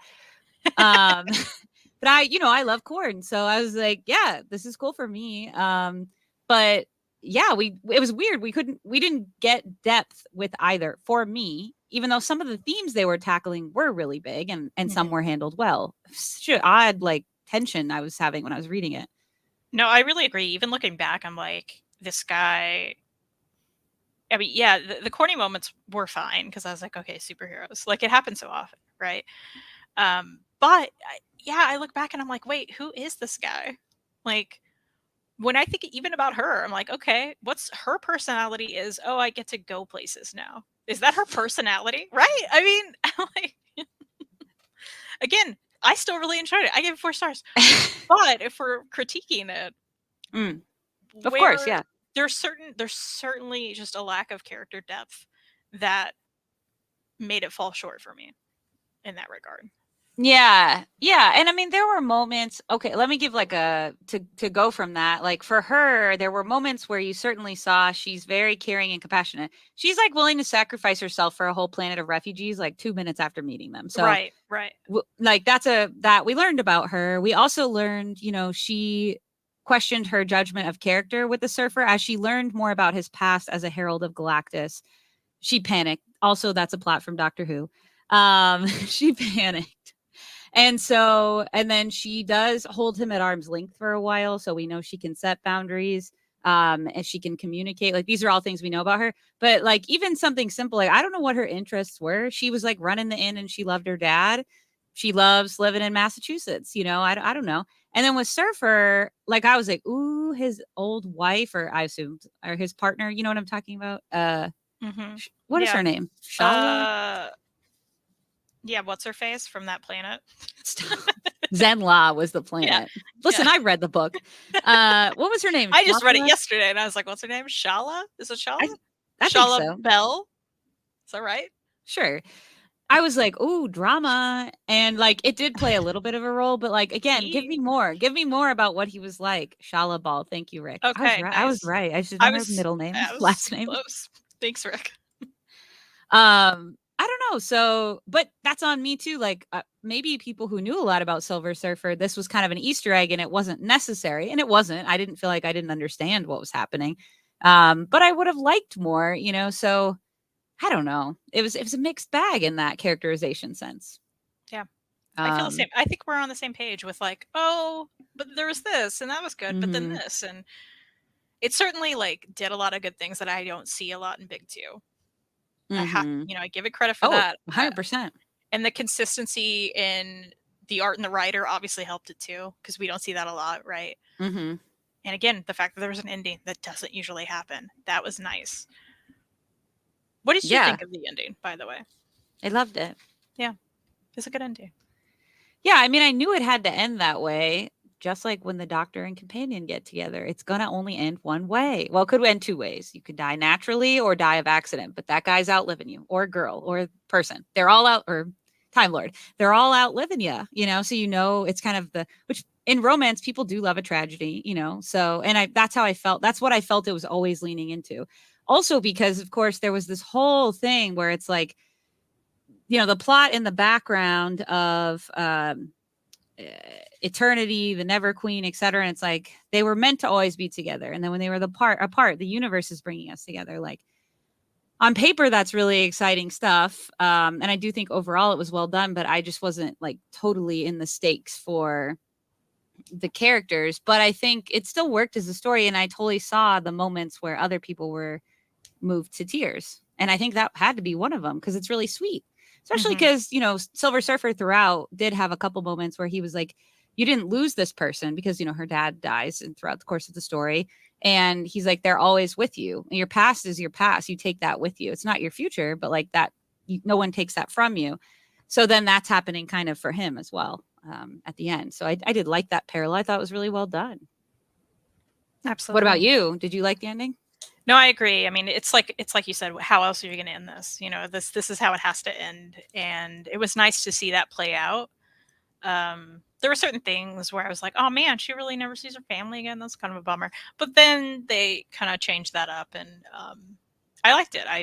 How else are you going to do it? How else are you going to end it? And again, I just love that there was an ending because we so often don't even see that, or these kind of characters. Like historically, I think in Big Two, John could have appeared for a few issues and then left, right? Mm-hmm. So it was also just really nice and cool that they as in Marvel even allowed such a journey for a character that was not established before to happen. So that was really nice. It felt like an OGN in that sense, right? Like there was past references, but like I didn't need to know anything about this character going into it, which was nice and is unique. Absolutely. Yeah, and like there are cameos from all kinds of folks in this book from the Marvel universe. But again, if you had not read a ton of Marvel, I don't feel it would have distracted you. I mean, I wouldn't know. I knew most of the people that popped up, but I didn't know all the details. I've only read a little bit of Galactus, for example, and I had no trouble. So yeah, you're totally right. I loved that part of it. I also thought like there were if I took my time, there were so many moments to be thinking more about. Like there's this one quote I wrote down that I love that was be the one who turns this page in the story of your life, about taking action, about moving forward. There were lots of moments like that I could see were really beautiful, and you don't see in the Big Two as far as ongoing series as much. You'll see them when they release, like for example for DC, like Black Label mini series, etc. And I don't know if this is definitely not a mini, so I don't think it was ever marketed that way. It seems like it was a run, and a run that's now collected. And you're right, it never happens that it's so intentionally one story.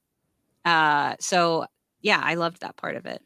Yeah, even from the renumbering that we get like in the middle of the Yeah. book, it was like, whoa, this renumbered That's and right. it's still going. Like, how great. That never happens.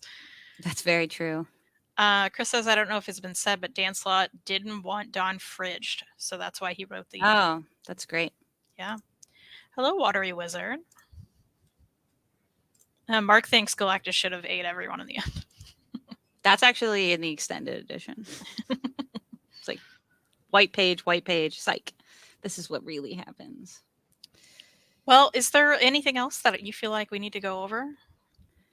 No, I just wrote some of my favorite moments. I think the grieving of her dad and Eternity, and what Eternity thought or not Eternity. I'm so sorry. What was their name? Euphoria. Euphoria was another E. What Euphoria thought they were doing for them. Then when that had to be put to a stop, I thought that was a really interesting exploration of grieving and holding on. I thought that was good. I also really liked the bit with Glorian and Z and recreating the the universe. I thought that was a really cool plot line. Trying to think. Those were kind of my two. I just wrote down like some of my favorite plot lines. It was mostly those. I also thought the concept of the Big Bang being the Alfrex and Omegron, the Alpha and Omega with fancy comic book names. Thought that was super interesting. I also think like, yeah, during that redesign, the idea that there would have to be a Galactus to have a balance. As like a Star Wars nerd, that's a huge like part of Star Wars philosophy, as you know. And so I thought that was really interesting. So just shouting out those and the ending, those are like some of the parts I loved the most. But I think we've covered, most aspects of it. Yeah, and it's been mentioned in the chat a few times, but her calling the board to me, I did like that. I liked that it had like its own personality with her. Yeah, like the TARDIS. Yeah. You're like, like another thing they stole. I'm just kidding. I'm not even mad about it. I like Dan Slott's work. I think he does good Doctor Who work too, but it's just funny, like so many things. No, for sure. I did like that. I liked after her dad passed, he brought her to all those like fun, happy planets to try to like, and that was especially the part where they were in like a ball pit and there were like these little aliens playing with her. And then she realizes those were just babies and she was like in a daycare. Yes. I don't know. There were like little cute, funny moments like that too that I really enjoyed. Oh, go ahead. No, go ahead. And all of the alien characters, like I felt like we got to, know a lot of different races of aliens, and that was really fun to see. I was curious how you'd feel about that because you and I have talked, and cosmic stuff normally is not your jam. And so that was another thing as I was reading. I was like, I wonder how Kristen's feeling about it. What is it about Cosmic Marvel that doesn't usually work for you? And what was different about this or not different about this where you liked it or you still were like, Cosmic's still not something I'm interested in dabbling in as much? Yeah, I don't know that I've like said I don't like it necessarily. I haven't experienced a lot of it. And I will say, like, if the majority of this book would have been at the inn, I would have been okay with that. Like, because generally, like, it's not what I gravitate toward. But I like the quirky characters. I like meeting the aliens. I like those interpersonal character aspects more than I want to go on a grand journey and do all these things, which is why events in particular do not work for me. Because it's all just like shitty time and battles. And I'm like, I just want to know how you are as a person. Like, how are you feeling today? How are you feeling today? Let's go to the exhibit in Columbus, Ohio and talk about it. Yeah. So, and I feel like we did have aspects of that, right? Like you said, we dealt with grieving. She went to a planet, everything with Euphoria was very interesting. And it felt, maybe for lack of a better way to put it, it felt really human. Even when we weren't dealing with humanity. Yeah. Which I liked. And perhaps that's what makes me like, I don't care about big battles. I don't want to, it's fine. I'd rather care about the characters, right? Of course, yeah. And this was character driven, even though it didn't go as deep as I wanted it to. Like, yeah, I agree. It was about the characters more than necessarily the adventure. I feel the same way, and that's why it's hard to describe. Like, it's this odd dichotomy of feeling like, yeah, it's character driven. Yes, there was character growth. Yes, it was mostly about Dawn, who was the human. And at the same time, I didn't get a lot from the two characters. I don't know what it is. It's a hard thing to try to articulate, but I do feel the same. I did love this Rachel Maddow cameo. Oh, I'm glad you marked that because it made me laugh. Of course I marked it. Of course Rachel Maddow's in this book. Yeah, that was awesome. I was just like, is that Rachel Maddow? Yeah. It's so funny too, because I remember when I picked up a collected edition of Batwoman Elegy, she does the foreword, and I was like, Rachel Maddow. But she does read comics. If you follow her, she'll talk. She really loves Alison Bechdel. No surprise. But she's actually done the foreword for a couple of comics, and she reads Big Two stuff. And I don't know. That was funny to me. Yeah, I'm trying to look at the things. And I gotta tell you, when I saw that, I was like, "Wait, is that Rachel Maddow?" And then I was like, "Wait, where's her glasses?" No, she takes them off sometimes. Sometimes, okay. Yeah. No, pretty often. I would say pretty often. All right, she puts them on a lot during like, let me give you my monologue at the beginning and break down this really complicated thing, like and the Cliff Notes version. Like, and well, not dramatically, but she takes them off a lot during interviews. Okay. Yeah, I think everything else I sort of tabbed was just dialogue stuff I wanted to remember I really liked this. I would love to do this. If I ever like went out of the country for a couple of years, I would want to come back and have a party where we celebrate everything I missed. That was really cute. I really liked that. Yeah, I know I've already mentioned it, but I wanted to show it. Yeah, that's pretty much it. I mean, I think we've covered it. I agree. Yeah. And Mark put it so well. Come for the donuts tour of the USA. Stay for the deep thoughts. Yeah, absolutely. You better believe it. Yeah. Can Galactus fit in the TARDIS? I saw that and I've been thinking about it in the back of my head when we were talking about Rachel Maddow. I'm actually not sure. I would lean towards yes, depending on what the Doctor does, but probably not, because Galactus seems like pretty huge. So yeah, you got me there, Mark. You've got me there. What about Allred's thing? Okay, so you mean like the interpretation of the character?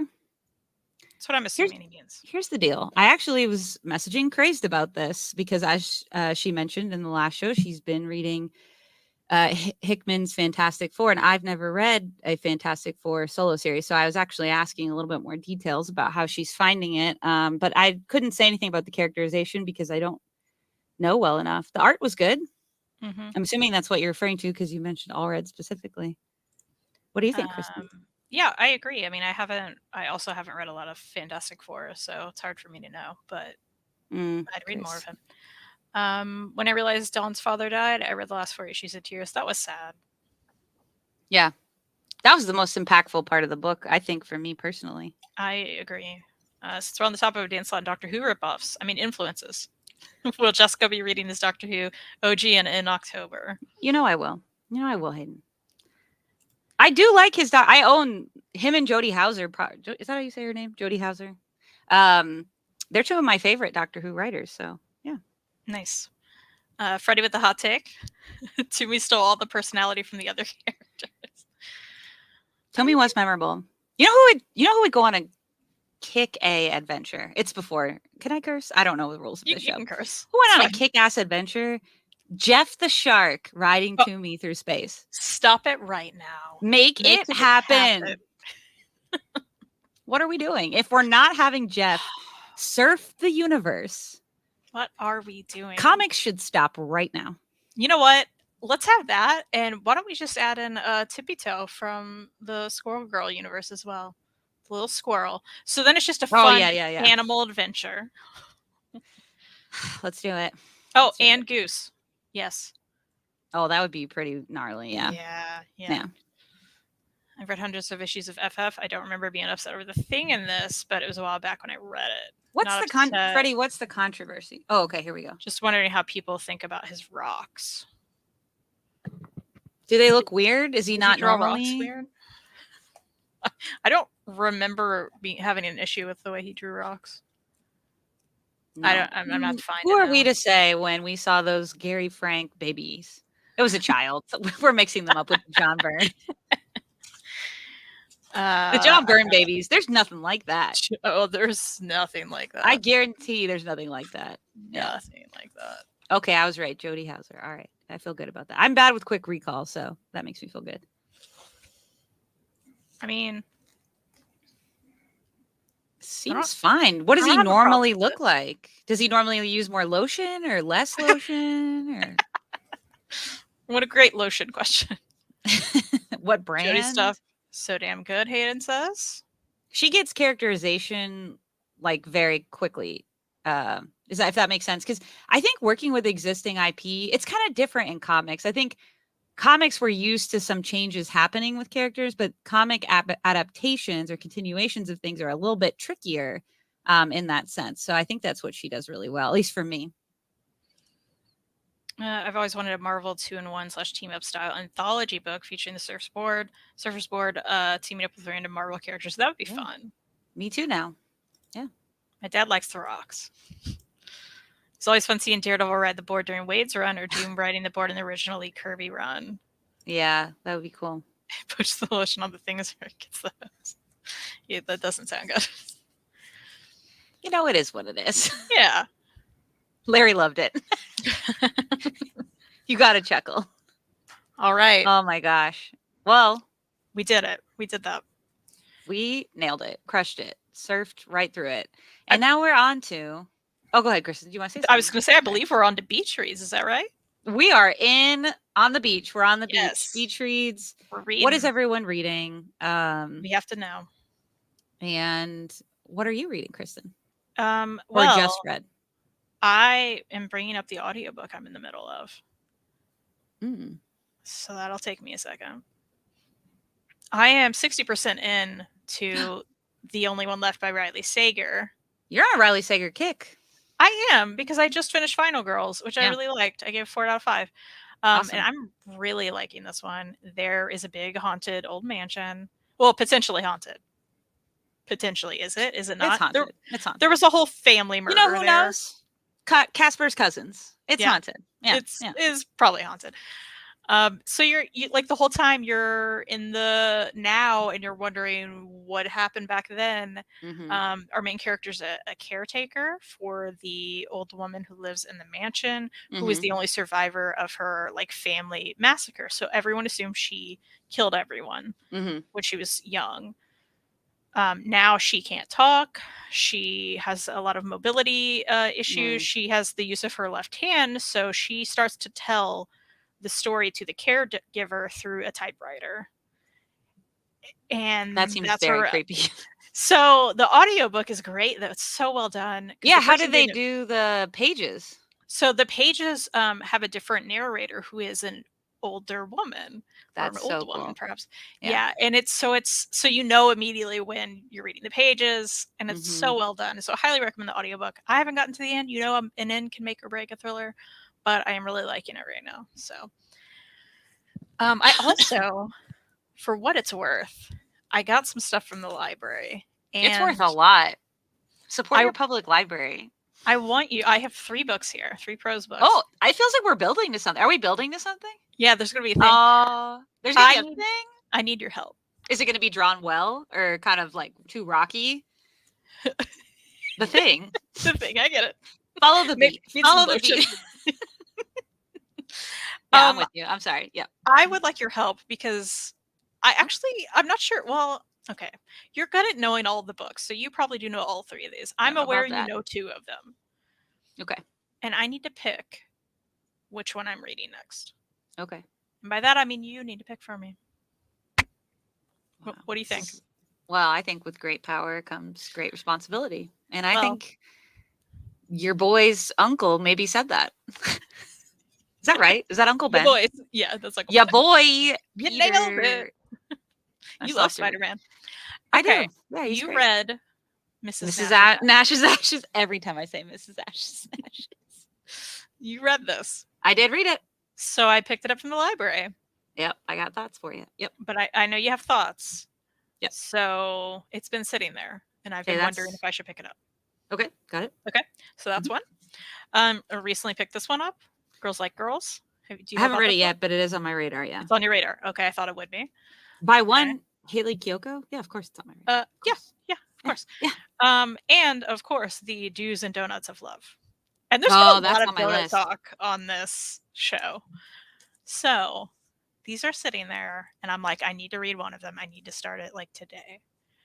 Ooh, today. And I am curious your thoughts. You will not like Mrs. Nash's Ashes. Throwing it away. Something happened. It takes a little bit of a turn. It didn't bother me, but I immediately was like, I can no longer recommend this to Kristen. I won't go into it. It's still a solid book. It's a debut. Okay. Do check it out if you like romance or like coming of age fiction. Go for it. Okay. As for the other 2, it's tricky because they're both on my list. So mostly I just want you to tell me how they are. But I will say, who's the author of the donuts? I can't remember the name right now. I don't know how to say it. Adiba Jagirdar. I'm so sorry for butchering their name. Sure. They've written, it's on there now. The Henna Wars. Yeah. So cute. You would love the Henna Wars. So I want you to read the Donuts book so that I know how the Donuts book is. Okay. Okay. But I also want to know about the other one. I just know, we've never read anything by Haley.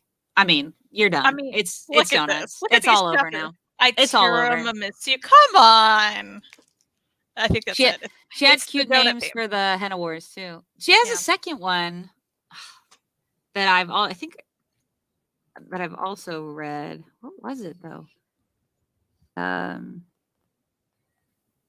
See her name. But yeah, that's what I would go for. Okay. You got some good pulls from the library, though. Thank you so much. I just feel like I need a lighter read during this thriller that I'm listening to, you know? Totally. Hani and Issue's Guide to Fake Dating, I also really liked by her. I did not like A Million to One, which she wrote. But I mean, that's still a pretty good success rate. And there's donuts. Love that. All right, it's settled then. Having fun ain't hard when you've got a library. That's right.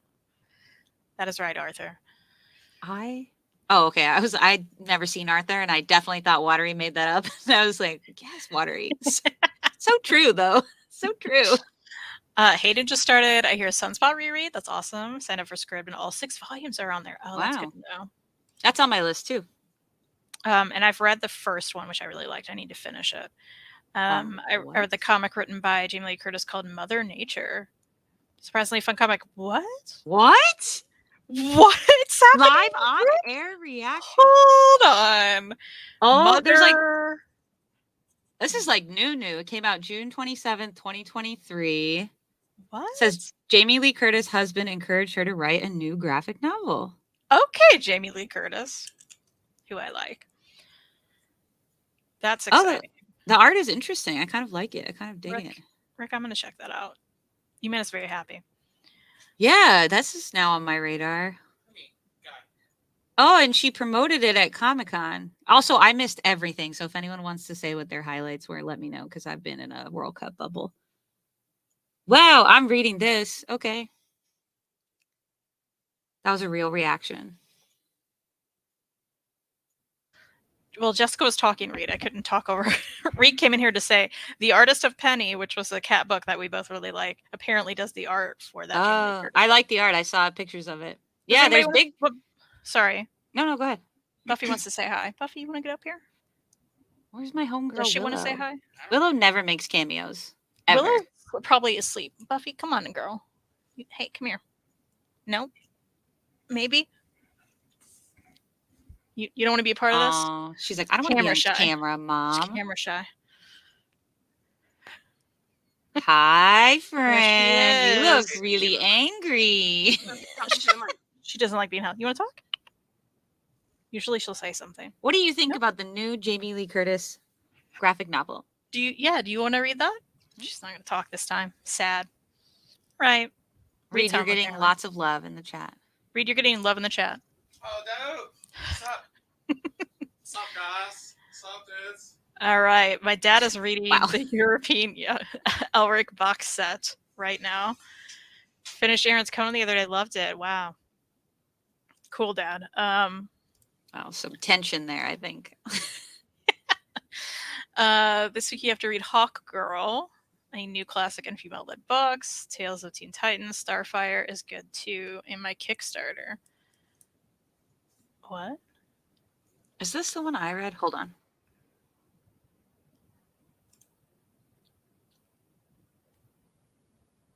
Yes, the Hawk Girl that just came out. I was double checking the author. Yes, it was good. I really liked it. It's only like an issue, maybe 2 issues, an issue.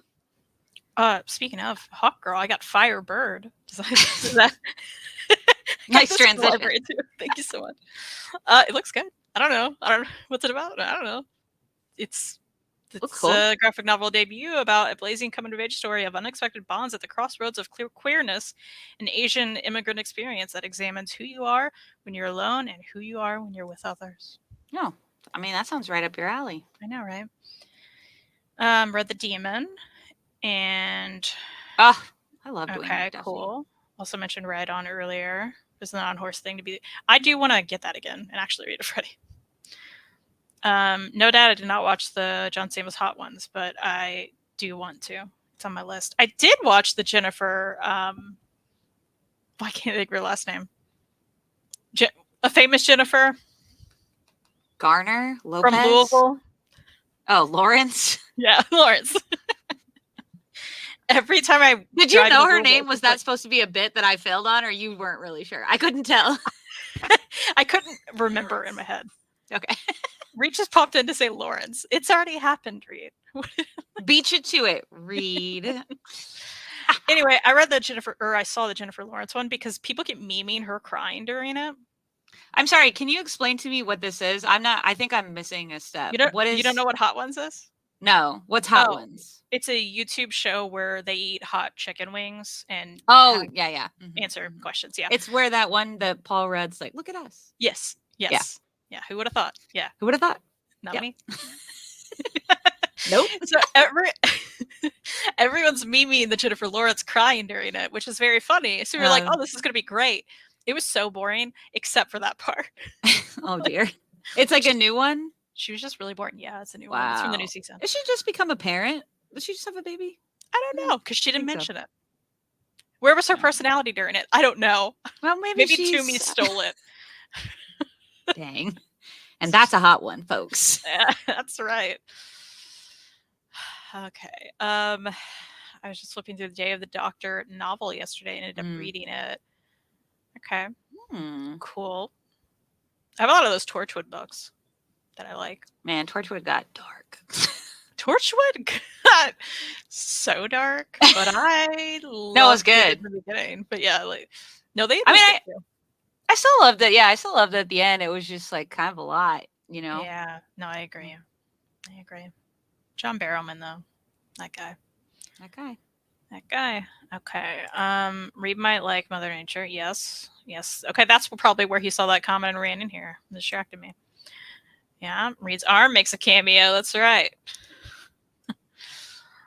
My entire SDCC highlight this year was the trailer for season 4 of Star Trek Lower Decks. Nice.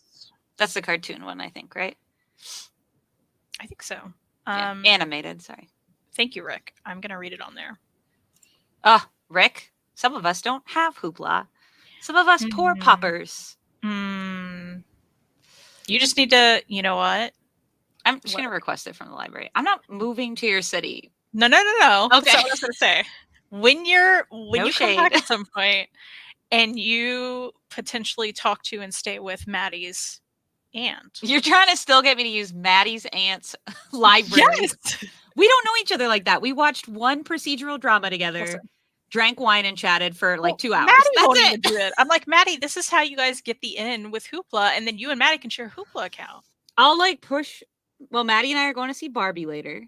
And will plant a seed again. Because I mean, if Maddie got Hoopla and then I just that's what I'm saying. Came over there. Yeah, for sure. Yeah, 100%. No, I'm gonna check that out for real because that was not on my radar at all. I mean, so much stuff isn't. I just don't do well at keeping up with things. Yeah, I'm the same.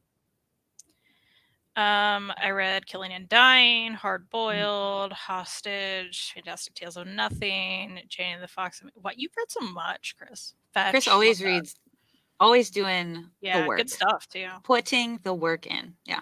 Next week's summer reading program, Hot Ones. I couldn't do it. Could you? I couldn't do it. Yeah, I love hot wings. Are you kidding me? You could go up the scale. But I don't like eating on camera. It's so awkward. I have to drink water on camera or I'll just choke up. But yeah, I'm with you. Chris is so glad I turned her on to Torchwood. So great. Is that a joke? Because I made you watch Torchwood, Dad? Is that a Jess joke? Jess, the Omnidog Jess? You mean the guy who introduced you to Giant Days? Yeah, exactly.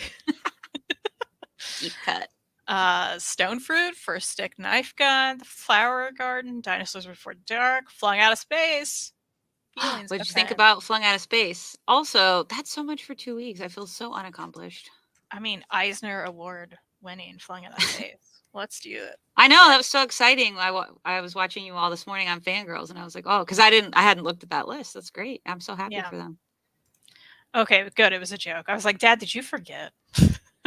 I like Rick Ray's comment. If I had to move, I would 100%, which I 100% would choose a location based on library Hoopla access. 100%. You know who's got Hoopla in Portland?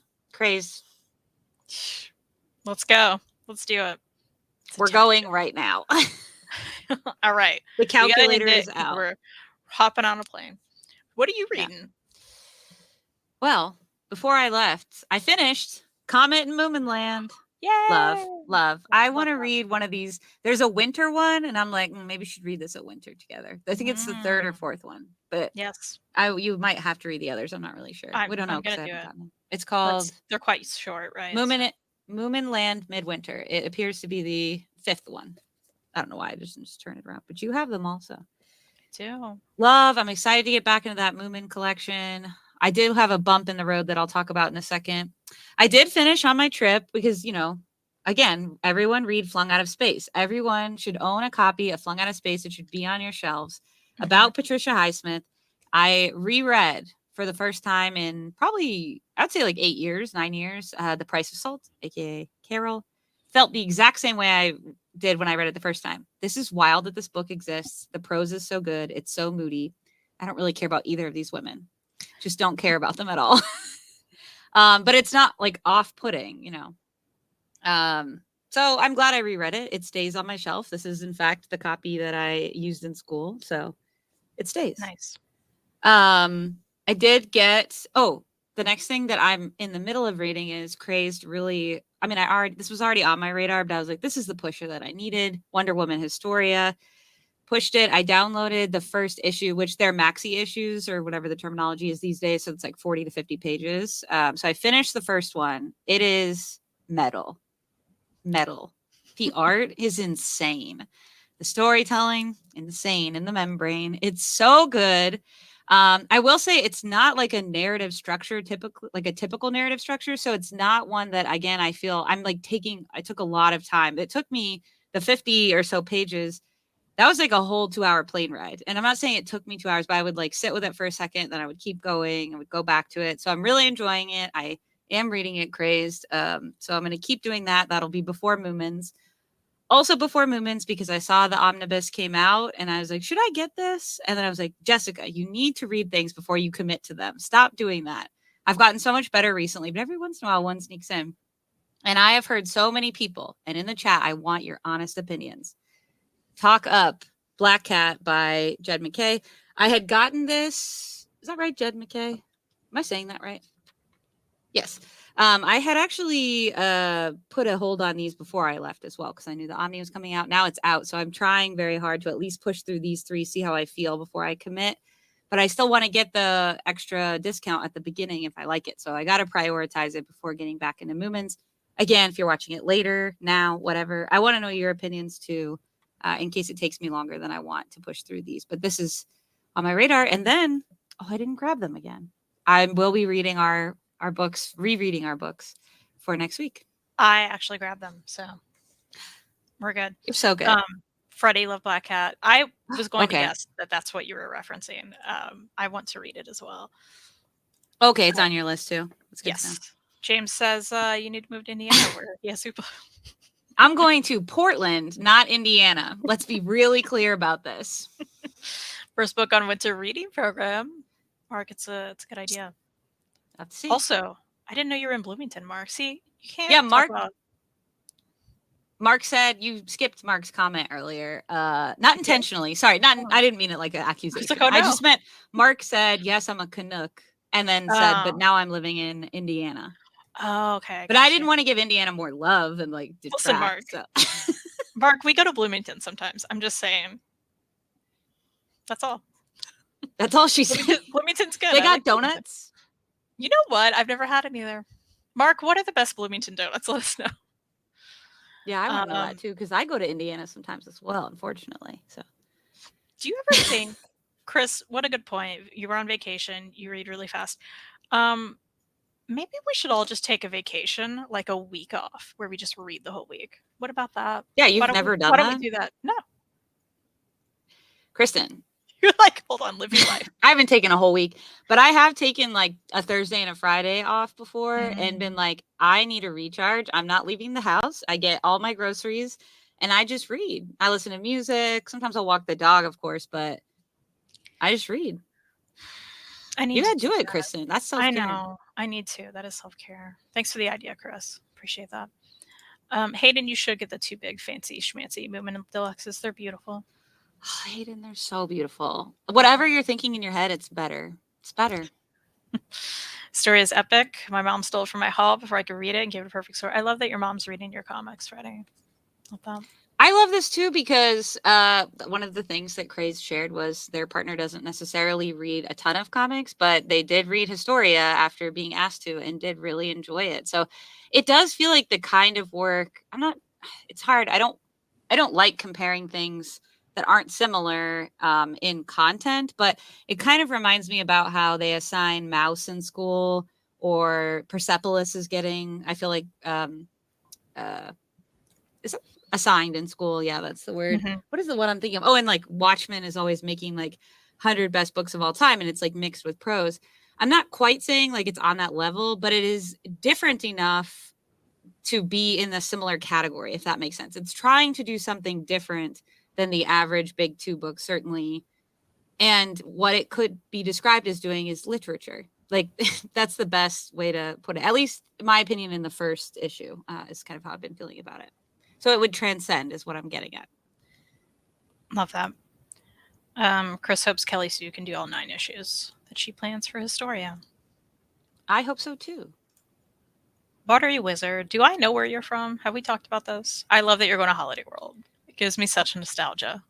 Holiday World is legit. It's a redeeming Indiana quality. You heard it here. Santa Claus, We Indiana. have one. It's We have one legit. in Santa Claus. Yeah. You got a couple. You have a couple, Santa but like Claus that's is one of them. Yeah. Okay. Okay. Parlo Donuts here is amazing, but huge. And Parlo Donuts is not a Bloomington original, so there is that. Mark, what's a Bloomington original that you love? There's so much pressure on Mark. He's Canadian. All right, you don't Mark. know how long he's even been fine. there. Parlor's fine. He's not a Hoosier. Did I do that right this time? Hoosier. Yeah. Hoosier day mom off for release day of the last time it's Snowbox. This is why we usually end within 2 hours. I love it. Hayden, man. that's self-care is what that is, Hayden. Oh, Hayden, sorry. I'm so sorry. Yeah. Hayden, did you like the last Simon Snow book? Because I've only read the first, and I've been curious how it ends to see if it's worth it. I was kind of okay with it. Like, it was good, but not something I felt the need to keep going with. So let me know, Hayden. I have the first on my shelf, and are you surprised? I haven't read it. Literally not shocked at all. Literally, I knew it. Love you, though. Thank you so much. Rick says, I work long hours, but also have a lot of dead time. Stuffing single issues in my work bag has been a blessing in terms of getting some reading done during the week. I love that. I used to have a job where I could physically read at work. Mm-hmm. I no longer have that job, and I'm so glad because yikes. But my saving grace has been like listening to audiobooks while I work is such a joy now in my life. I love it so much. So that is how I've been flying through thrillers lately. I can't always do it. Depends on what I'm working on, but it's been nice. You are. You know, I stalk you on Goodreads, as any good friend would do. And I'm always seeing, I'm like, oh, Kristen liked this. Okay. I've added a lot. I agree about audiobooks. You know what we got to get back into, though, because it's coming back in August. Oh. Big Brother starts in August. I got to prep you. You've never done a live season. We have to have a whole combo. It's so funny. The other day I was thinking about it. I was like, did Big Brother already start? Like, I was so confused for a second. And I was like, it's summer. When does this come out? And I meant to ask you.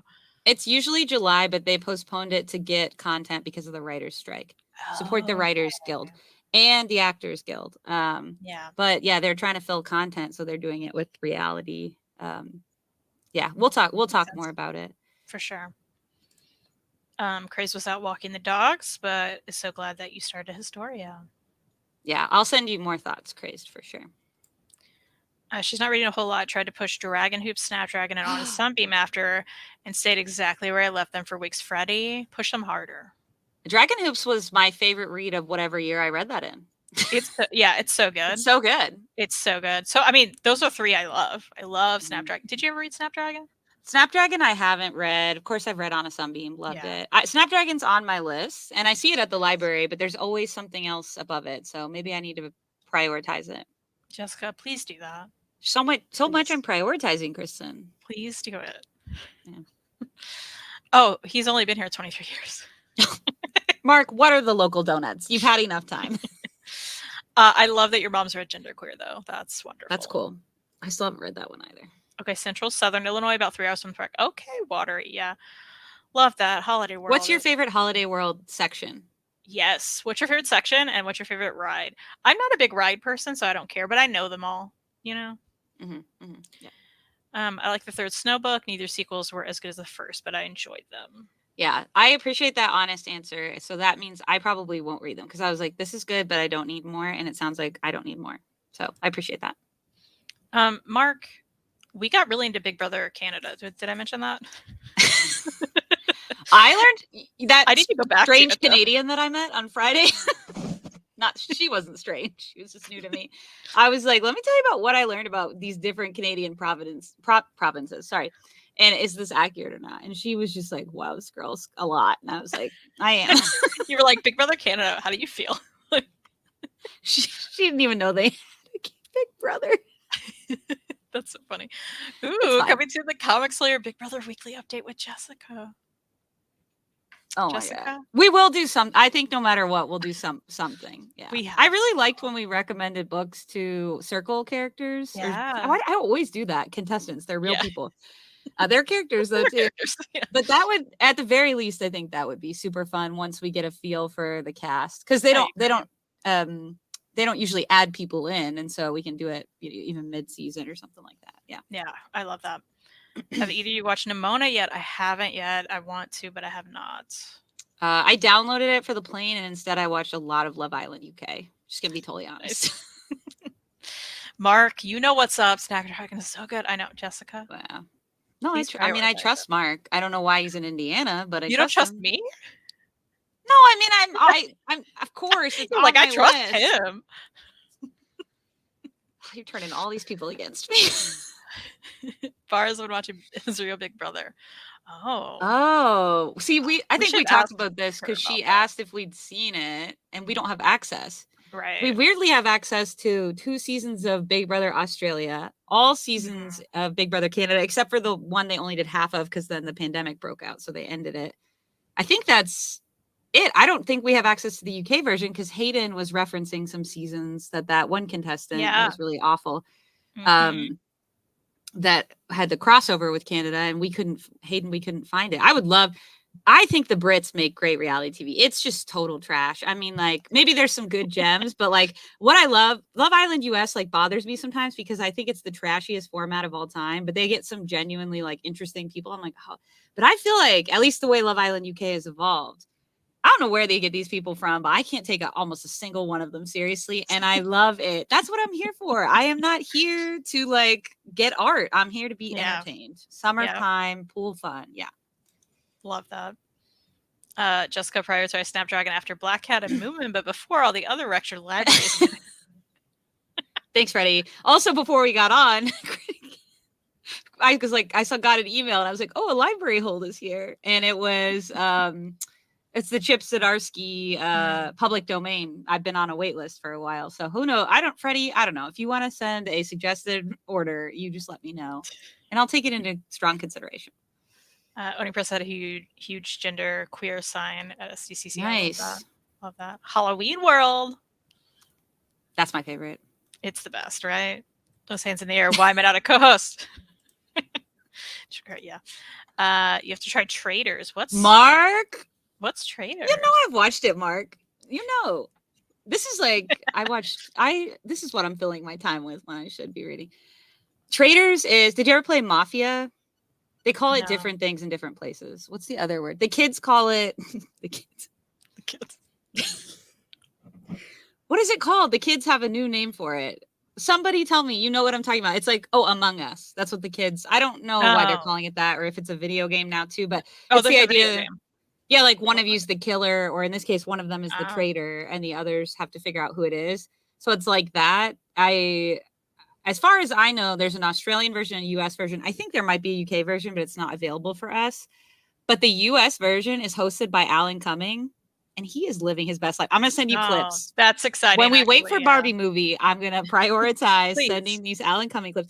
Because I'm just like, this is the role you were born to play as host of this Peacock reality TV show. Like, it's so good.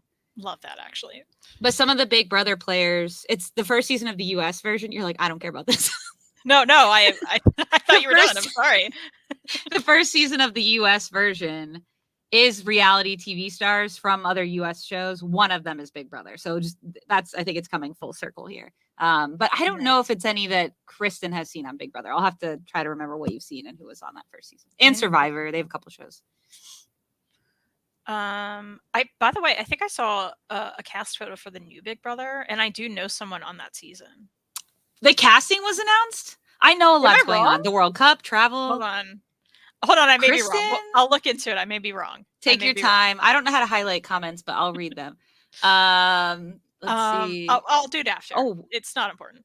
Okay. Well, Mark said this is the other comparison. That's right, Mark. Werewolf. If you've ever played the card game Werewolf, it's similar. They're all the same idea. Nope. And it's all about social deception. And guess who's really bad at lying in games? Me. No, but everybody knows instantly. I just have so many tells. I'm such a horrible liar. It's real bad. Okay, here we go. Frightful Falls, 100 times. Oh yeah, I remember. Yeah, I remember that one. The wooden roller coaster kind of heebies my jeebies, but my mom and sister like it. Yeah, that one in Kings Island, the oldest one, I think it got torn down recently. I've never been to Kings Island. What? It's lame now. When they were Paramount's Kings Island, because I mentioned my family's from Ohio. My grandparents lived there, so we would go. That was like our summer amusement park. I actually don't love amusement parks, generally speaking. But they used to be Paramount's Kings Island. So it was like they'd have a whole Nickelodeon on brand section. And now they still have some that they were able to maintain rights to, but it's totally different. So you'd see like the Rugrats. Like Chucky was there. Phil and Lil, they were there walking around the park. You don't see that anymore in New Kings Island. Yeah. But if you love haunted stuff, I don't. I like watching it, but not like haunted houses. They do have a really cool. I have a friend that goes every year. They have a Halloween. I think it's a week actually, where they spook out the park. Like it's supposed to be really good. So and it's not hot. The lines aren't as bad, so you might like that. But I just don't like rides. So I don't like rides. Yeah, I just don't care for rides. You would love. Oh, go ahead. I was going to say my favorite ride used to be Raging Rapids at Holiday World, but oh, girl, no, it's gone. It's gone. It's gone. You didn't like it? No, they flip over. They flipped over several of them. It's the big one, right? Where you sit in a tube with 10 people. Yeah, I can't remember the exact park. Not at Kings Island or I don't know about Holiday World if they flipped over, but a couple of them have flipped over, and so some parks have taken them out. Because you're stuck, you strap yourself. I mean, I'm sorry to be so gross. This might be very triggering for people, but it can be dangerous. So I think they've taken it out for some of the parks. But you know what you would love if you don't love rides? Dolly World. I went to Dolly World with my family back in the day, and it was just shows on show. There are rides, but it's a lot of shows. We went with my grandma and grandpa. Also, my grandpa was in a wheelchair, so I just wheeled him around. And to me, that was actually the highlight because I was like a small, like an 11-year-old. I felt so in control, or maybe I was 11. They have just so many shows. You might like that. I know. I went to Dolly World when I was a kid. I don't remember anything about it, but I haven't been since. So another time. There's a BBUK revival happening this year, so hopefully they'll make the past season accessible to other countries. Oh, it's a good point. You would like that. Yeah, because they were canceled and they've been off the air for a while. Freddie loves making lists, so don't joke or he will. Yeah, I mean, I'll definitely message you what I'm reading, and you're welcome to prioritize. I think the reason we don't have Big Brother Israel here because they would have to make subtitles for those episodes. Yeah, although low-key on Love Island UK, I'm like, what are you saying? July 26th, there would be Big Brother 25th anniversary celebration. But it'll be spoilery for Kristen. Soon. Yeah, it's a retrospective. I was going to message you, and then I just thought, no, because you'll get spoiled if you want to go back. I am in the middle of 2 Big Brother seasons that I just somehow started and stopped. Oh, that's right. You and Reed. Yeah, I remember that. We'd started Canada, and one of the Canada ones, and then whatever one I was on with Boogie. 2? Yeah. Or you were on an all-star? I guess I was on, it was like 7 or something. Maybe 6, 5. I don't know. One of those. It's probably 6, but no, it was 7. I watched 2 and it's 6 is Kaysar and Janelle's first season, and I believe 7 is all-star. I think I'm I think I'm on 6 then. Yeah. Yeah. I love Janelle. I'm a Janelle stan. Yeah, she's a good time. It was canceled twice. Oh, I didn't know that. Wow. Interesting. Well, you know what wasn't canceled? Big Brother US. Julie Chen holding it down. You know what else wasn't canceled? The summer reading program. You crushed it. Thank you so much. It's the best transition of all time. Yeah, because we have to, of course, talk about what is the date for the next one? Let me look at the calendar. 2 weeks from now on a Sunday Yeah. at 1 p.m. Yeah, I know. So the 6th. Okay. I do have the whole list in the description, so you can check that out. But the next time we are talking about The Mighty Heart of Sunny St. James by Ashley Heron Blake and Hazel Bly and the Deep Blue Sea, also by Ashley Heron Blake, who wrote Delilah Green Doesn't Care. Kristen's fave. And I'm very excited. Yeah, and my favorite Ashley Herring Blake is The Mighty Heart of Sunny St. James. So I'm really excited. These are really quick. They look chunkier than they are, but if you look at the print, you have the hardcovers too. Oh yeah. I have the paperbacks. Okay, keep rubbing it in. All right. They're very quick reads though. Like the audiobooks for both, I believe, are like they're like 5 hours maybe.